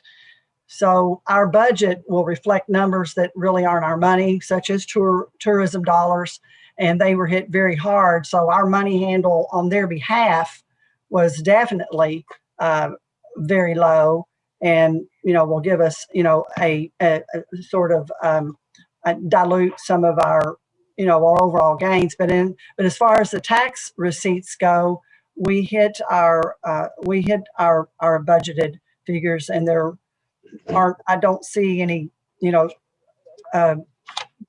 really drastic losses based on the budget, simply because we were so conservative in our estimates to begin with. Madam Treasurer, maybe I think what Squire Muller, where he's trying to go with this is, we've discussed our living budget, and these are the terms I keep using. Our living budget is typically $27, $28 million.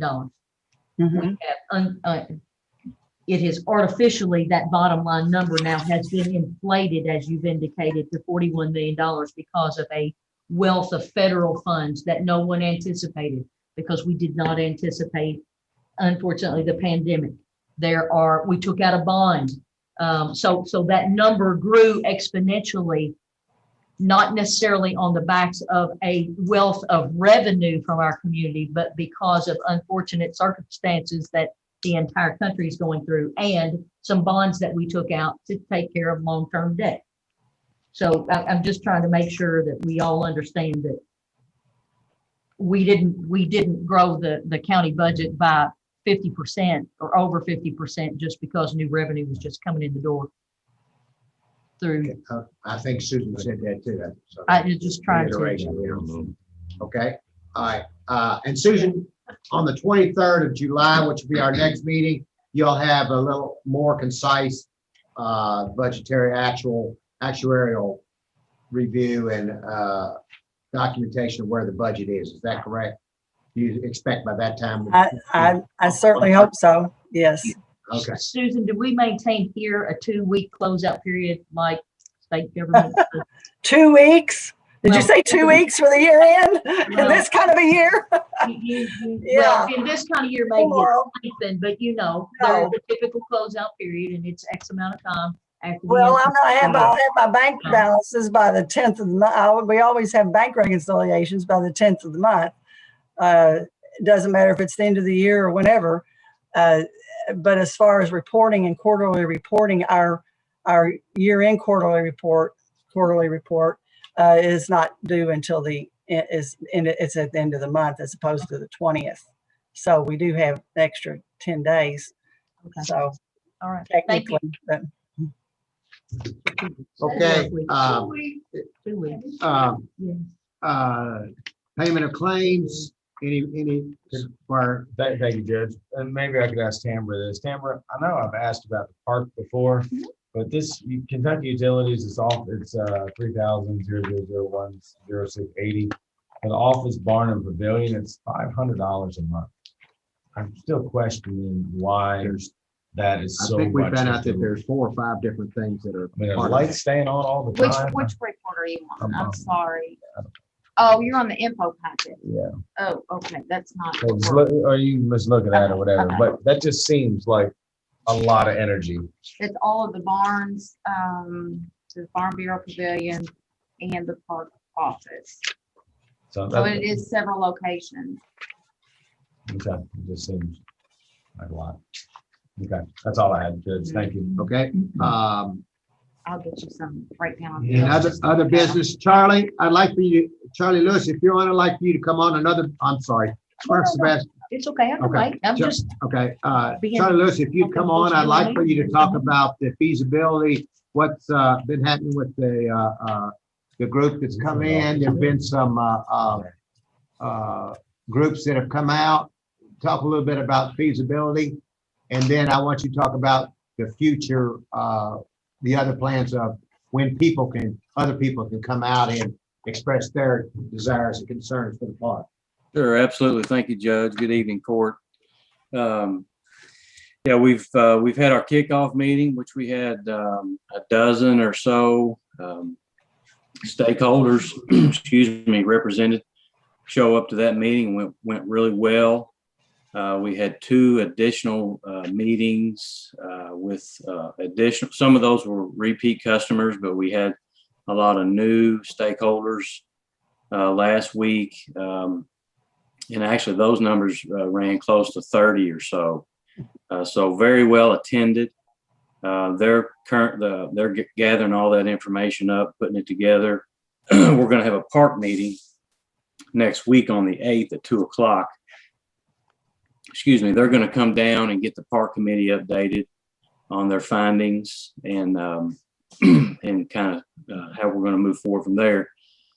Equally as important, July the 17th, that's a Saturday, from 9 a.m. to 1 p.m. at the park, at the Hancock Pavilion area.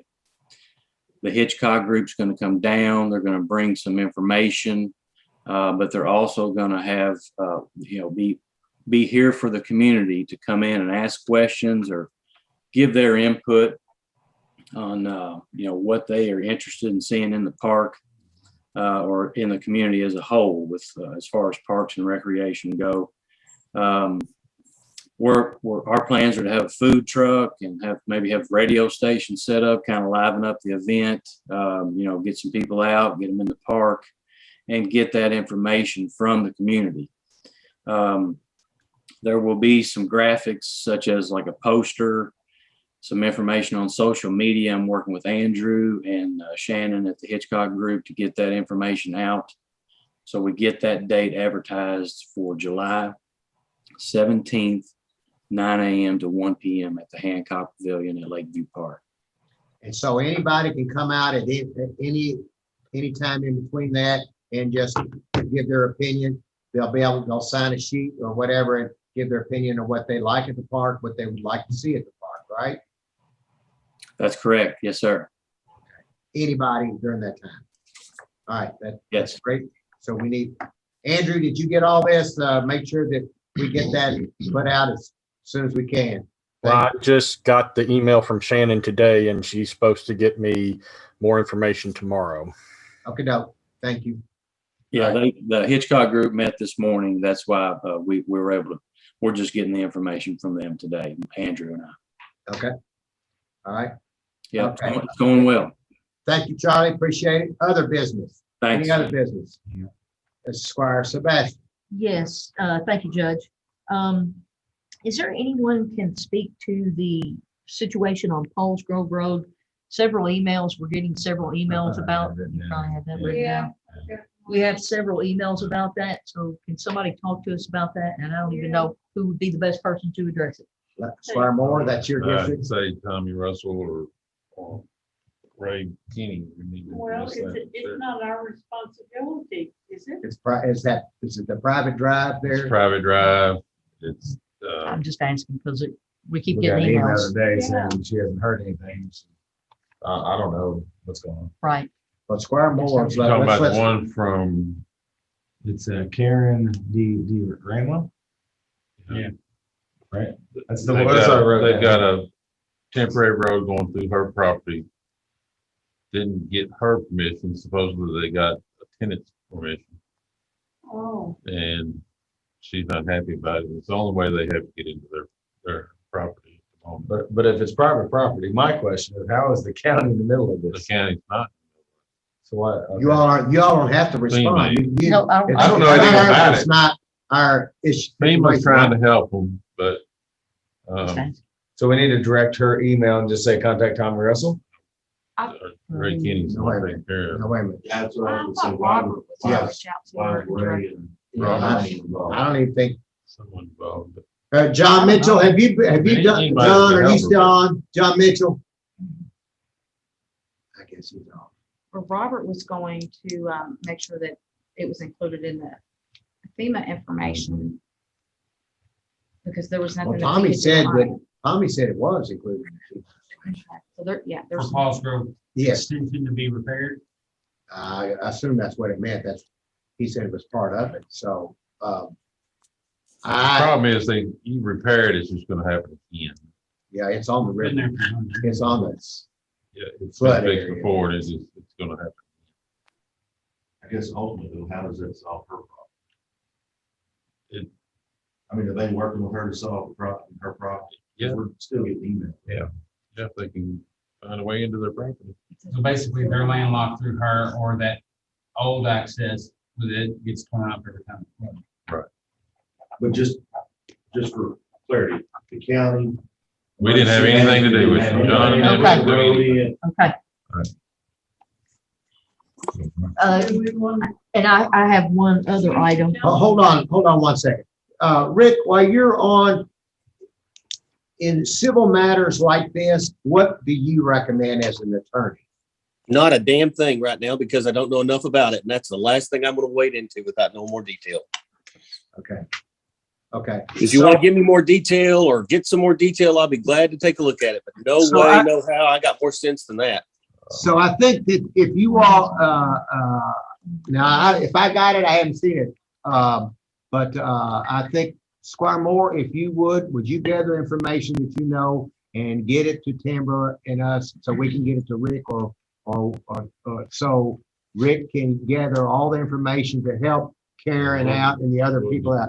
And I'd be glad to take a look at it, but that's no way, no how without recon would I make an opinion on it one way or the other.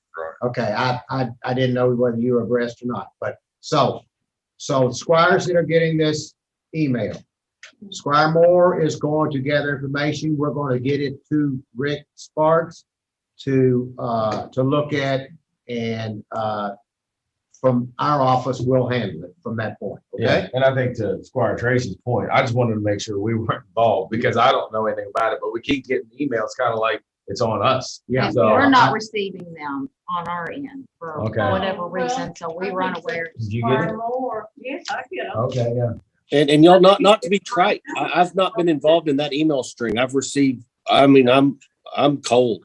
I don't know. Well, that's why we're gonna gather information to get with you, Rick, and then ask for advice, and then the advice may be Or not, it might just be on them. no advice. You all haven't received, you and the judge. We haven't received one prior to the last meeting, and I thought the issue had been resolved. So we did not know that she was still in one. Are you getting them, Lambert? I just got I it. don't do any. 3:30 today. Okay, well, I haven't had a chance to look at it. I may have gotten Can it. you forward that to? Lambert, it's your responsibility to Oh, talk. Robert got it. Okay. She has not contacted me. I've talked to the landowners down there that are trying to get to their property, but Oh, this okay. woman has not contacted me whatsoever. Well, if you can contact. Well, Okay, yeah. I think we probably ought to not say anymore. Yeah, yeah, yeah. Let's not get into this. Yeah, I Let's do stop have right that. here and, Squire Moore, we'll get to work on. Do you have something else? Yes, sir, I do. Thank you. I know the sheriff's office has a building behind it that they have been doing some work on their vehicles, and I think it has an inoperable eye wash station, which is required. And I think the issue is there's not a water line. And I know that facility has been up now for Robert put it Oh, out wow. to bid. Well, first of all, I'm just trying to we're figure out- handling that. We approved him to build the building without the water. And now he's wanting the water. And we put it out to bid to try to get water, and nobody will bid on it because it is solid rock in there. So we don't, this is not just an easy issue to look at. And who's gonna pay for it and all of that is a whole nother ball game too. So we're looking at it. How far is the water gonna run? From that building out. There's, If he It's needs, gotta run where? From where to where? out to, from the building out to. About, To in the cul-de-sac? no, about Does 60 that feet. run? Just It's about 60 or 70 feet, 100 feet, something like that. Yes, 100 feet, I think. Got across the gas line. See, I don't know. I haven't seen the Bud locates up there. Well, Bud locates up there? It crosses the. It probably- Yes. I don't even know if it'll be, it's county line. I don't know if it'll be in them, but okay. Because the gas line runs from the sheriff's office, I think, over to the. Hey guys, it's Okay. 8:30. We've gone 3.5 hours and we're not even halfway through. I think it's bad you wait for that developer sells in the. Yeah, okay. Squire Muller. Are you done with Squire Sebastian? Are you good? Yeah. No, you got another one, Squire Sebastian? No, I don't. Squire Muller. Judge, have we heard anything on the land for the road department? That's been kind of lingering. Robert, are you on? Yes, sir. Have you heard back from the I didn't want to say too much. yeah, but the family that owns the land that is in question or that we've been talking about procuring for the road department? I've reached out to the representative twice. I'm happy to do so again tomorrow, but had not received any response from the last two attempts. Last But I'm happy. to get a Okay. I just have one other. Yeah.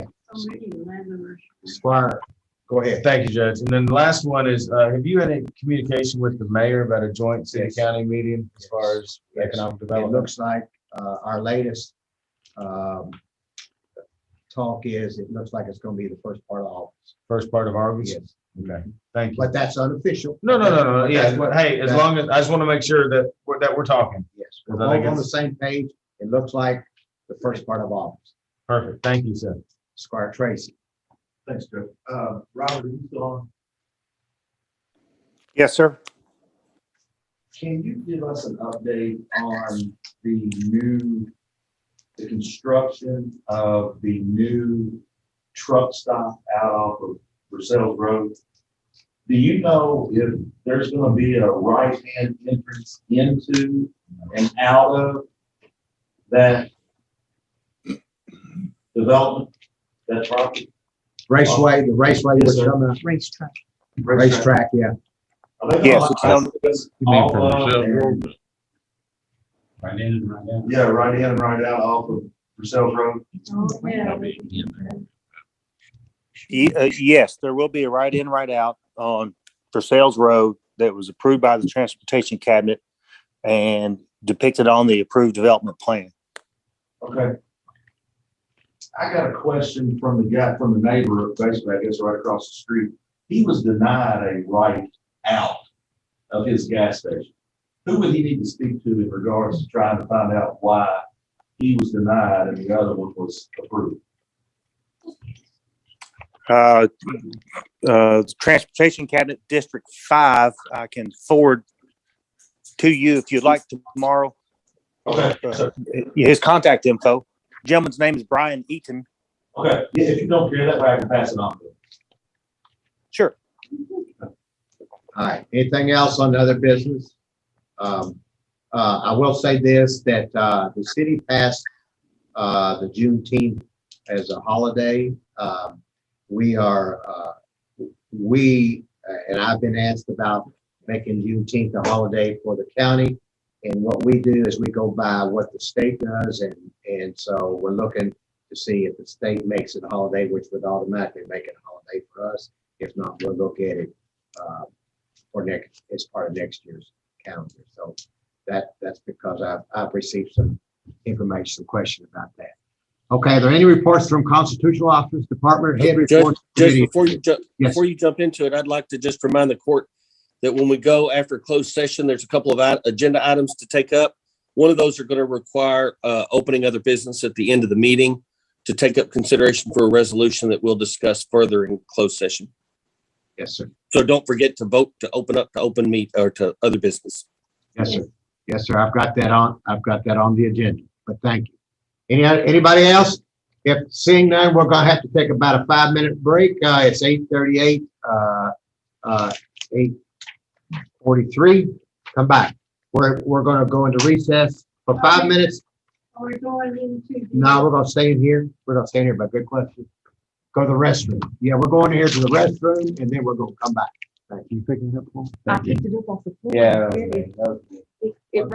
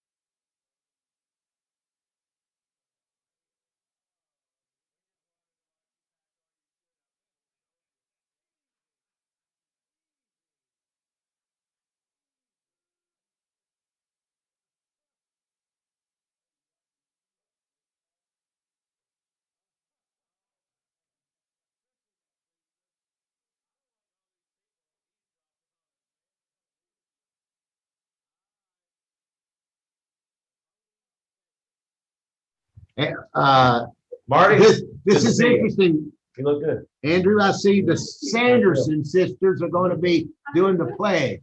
Where are Yes, they sir. from? They didn't provide that information, Judge. They're the, Sanderson. I'm assuming from Franklin.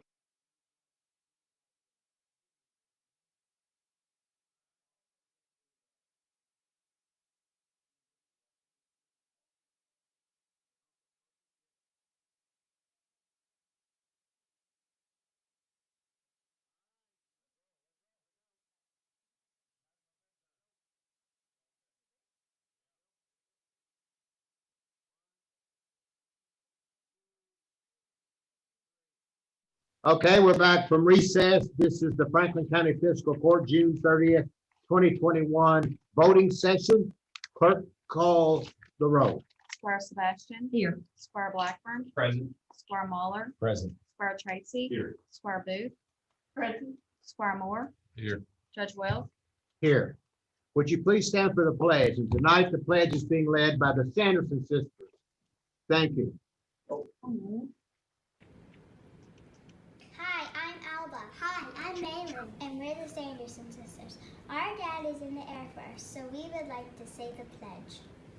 I pledge allegiance to the flag of the United States of America and to the republic for which it stands, one nation, under God, indivisible, with liberty and justice for all. Yay, thank you, Sanderson sisters. Thank you. Great job. Thank you. That was awesome. I hope you're awake to see it. Okay. All right. The first item on the agenda is authorization for approval of minutes from a regular meeting of June 10th, 2021. So moved. Second. Okay. Moved and seconded. Discussion. Call the roll. Squire Sebastian. Yes. Squire Blackburn. Yes. Squire Muller. Yes. Squire Tracy. Yes. Squire Booth. Yes. Squire Moore. Yes. Judge Wells. Yes. The next item is authorization to accept the resolution of the Franklin County Board of Health establishing public health tax rate in the year of 2021 for Franklin County Public Health Taxing District. So moved. Second. Discussion. Call the roll. Squire Sebastian. Yes. Squire Blackburn. Yes. Squire Muller. Yes. Squire Tracy. Yes. Squire Booth. Yes. Squire Moore. Yes. Judge Wells. This tax rate is the same as last year. And most importantly, we thank the Franklin County Health Department for all they've done to get us through this past year. Thanks so much to the Health Department. I vote yes. The next item is authorization to approve order of allowance to the Board of Assessment Appeals by the county clerk. So moved. Second. Discussion, call the roll. Squire Sebastian. Yes. Squire Blackburn. Yes. Squire Muller. Yes. Squire Tracy. Yes. Squire Booth. Yes. Squire Moore. Yes. Judge Wells. Yes. The next item is the second reading and approval of an ordinance amending the operation of the County Fiscal Court, Chapter 30, purchases and contracts of Franklin County Code of the Franklin County Code of Ordinances by adding sections for sole source procurement, federal fund procurement, and effect of federal grant purchase disclaimer. So moved. Second. Discussion, call the roll. Squire Sebastian. Yes. Squire Blackburn. Yes. Squire Muller. Yes. Squire Tracy. Yes. Squire Booth. Yes. Squire Moore. Yes. Judge Wells. Yes. The next item is the first reading of an ordinance amending the Franklin County Code of Ordinances, Chapter 155, Section 155.010, definitions, Sections 155.085, table of permitted uses, and Section 155. We should have voted on it last one. It's the first reading. Right? .089 noted special conditions to add short-term rental, non-owner occupied as a use in agricultural, rural residential, residential A, residential B, residential C, special residential, and planned residential zoning districts. This is the first reading and we will not be voting on it. Okay. The next item is the first reading, and this is the first reading of an ordinance amending the Franklin County Code of Ordinances, Chapter 155, Section .085, table of permitted uses, to include the land use of reception assembly halls as a conditional use in the agricultural and rural residential zoning districts and a permitted use in the highway commercial zoning district. Once again, this is the first reading and the vote will be on July the 23rd. The next item is authorization to approve a resolution for release and reversion of cutaway trace right-of-way within the Heritage subdivision. So moved. Second. Discussion? Call the roll. Squire Sebastian, Yes. Squire Blackburn, Yes. Squire Muller, Yes. Squire Tracy, Yes. Squire Booth, Yes. Squire Moore, Yes. Judge Wells. Yes. The next item is authorization to approve a change order, and that has been removed from the agenda. So we'll move to the next one. The next one after that is authorization to approve creation of a part-time planner in the planning and in planning and it should be planning and building codes. It doesn't say that, so that just kind of ran on. I wasn't sure what to say on that one. You were with me, right, Marty? Thank you. Thank you. So moved. Second. Okay, discussion, call the roll. Squire Sebastian, Yes. Squire Blackburn, Yes. Squire Muller, I'm hopeful that this position will help speed things and get things moving to help the planning and zoning department. I'm a yes. Squire Tracy, Yes. Squire Booth, Yes. Squire Moore, Yes. Judge Wells. Yes. The next item is authorization to approve a resolution relating to the American Rescue Plan Act, otherwise known as ARPA, authorizing premium pay for essential Franklin County government workers. So moved. Second. Discussion, call the roll. Squire Sebastian, Yes. Squire Blackburn, Our county employees are essential to how this community thrives. And the work they do and the effort they put in, it's more than just a job. It's their community, and I think it's the least that we can do. And I vote yes. Thank you. Squire Muller, Yes. Squire Tracy, Yes. Squire Booth, I reiterate what Squire Blackburn said, and I vote yes. Squire Moore, Yes. Judge Wells. I'm voting yes, and I want to say this, and basically what Squire Blackburn said, but most importantly, thank you. Thank you to all of you. And I know, and I hear, and the magistrates hear the same thing about what a great job our road department does, and our fire department, and the sheriff's office, and everybody that works for county government. We hear about you, and this is one way, and it's not the best in the world. I wish we could give you more, but it's just one way to say to you, thank you for all that you've done during this horrible time that we've gone through, and you've been there for our community. So thank you, thank you, thank you. With that, I vote yes. The next item is authorization to renew a lease agreement with Buffalo Trace Properties LLC for a livestock compost facility. So moved. Second. Discussion, call the roll. Squire Sebastian, Yes. Squire Blackburn, Yes. Squire Muller, I just want to say a special thank you to Buffalo Trace for being such a good community partner. Yes. Squire Tracy, Yes. Squire Booth, Yes. Squire Moore, Yes. Judge Wells. Yes. The next item is authorization to approve the flood grant program payment. So moved. Okay. So nobody's going to second. Who's Who did the Oh. second? Squire Second, Tracy. Tracy, okay. Discussion, call the roll. Squire Sebastian, Abstain. Squire Blackburn, I'm glad that we did have some help with our flooding. I vote yes.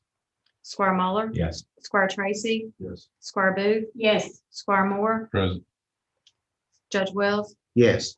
The next item is authorization to purchase a 2021 Woods BW 10.60 rotary cutter from Mead Tractor in the amount of $16,700. So And I moved. hope we get it under that amount, so So we moved. can get it tonight.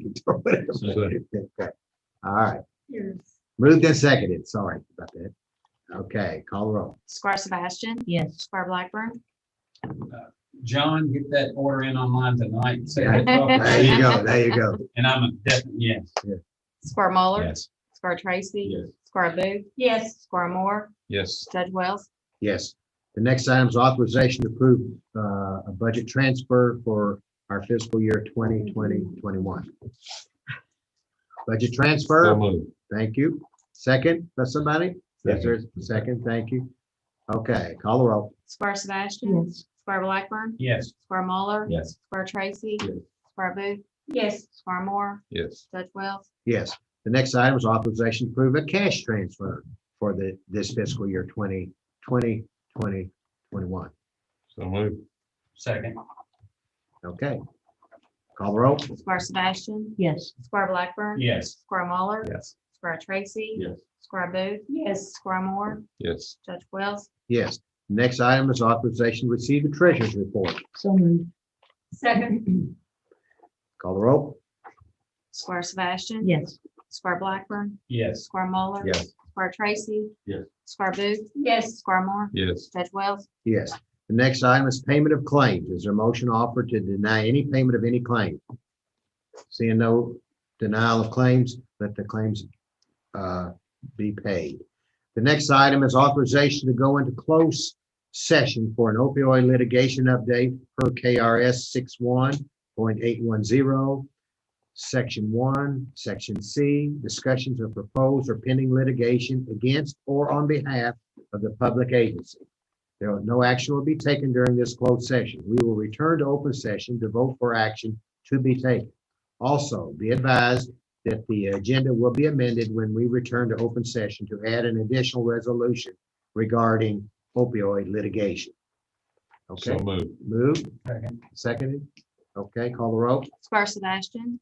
Yes. Squire Blackburn, Yes. Squire Muller. Yes. Squire Tracy. Yes. Squire Booth, Yes. Squire Moore, Yes. Judge Wells. Yes. Okay, we're gonna go into closed session and Mr. Sparks, can you tell me, is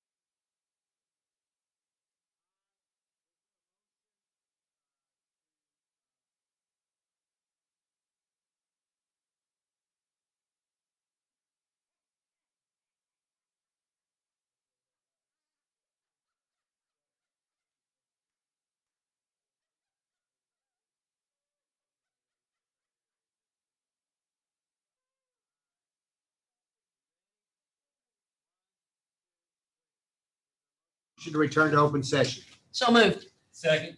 Call the roll. Squire Sebastian. Yes. Squire Blackburn. Yes. Squire Muller. Yes. Squire Tracy. Yes. Squire Booth. Yes. Squire Moore. Yes. Judge Wells. Yes. The next item on the agenda is authorization to approve a resolution of the County of Franklin, Kentucky, authorizing, approving, and directing the execution of one Kentucky opioid settlement agreement in the pending litigation against contributors of opioid addiction crisis. Second. Moved and seconded. Call the roll. Squire Sebastian. Yes. Squire Blackburn. Yes. Squire Muller. Yes. Squire Tracy. Squire Booth. Yes. Squire Moore. Yes. Judge Wells. Yes. The next item is authorization to amend the agenda to add a resolution. Yes, so moved. Second. Call the roll. Squire Sebastian. Yes. Squire Blackburn. Yes. Squire Muller. Yes. Squire Tracy. Yes. Squire Booth. Yes. Squire Moore. Yes. Judge Wells. Yes. The added resolution is this. It's an authorization to approve a resolution in the matter of approving voting instructions for the approval of the fifth amended joint chapter 11 plan of reorganization of Purdue Pharma LP and its affiliated debtors in case number 19-23649 RDD before the United States Bankruptcy Court, Southern District of New York. So moved. Second. Call the roll. Squire Sebastian. Yes. Squire Blackburn. Yes. Squire Muller. Yes. Squire Tracy. Yes. Squire Booth. Yes. Squire Moore. Yes. Judge Wells. Yes. Is there a motion to adjourn? So moved. Second. Call the I'll roll. second that motion. Squire Sebastian. Yes. Squire Blackburn. Yes. Squire Muller. Hope everybody has a wonderful 4th of July and is respectful to the neighbors and community. I'm a yes. Squire Tracy. Yes. Squire Booth. Yes. Squire Moore. Right up the skies, yes. Judge Wells. Well, let's don't light up the skies, but if you do, let's do, as Squire Muller said, let's sure be respectful to our neighbors. Absolutely. Remember, they're dogs, they're cats, Unless they're they're Canadian. cattle, there's people's horses that, Yes. fireworks really bother. Yes. So be very mindful of everybody else and enjoy the 4th of July. Be safe. Thanks, everybody. We are adjourned. Yes. And thank you all so much for your patience. Thank you.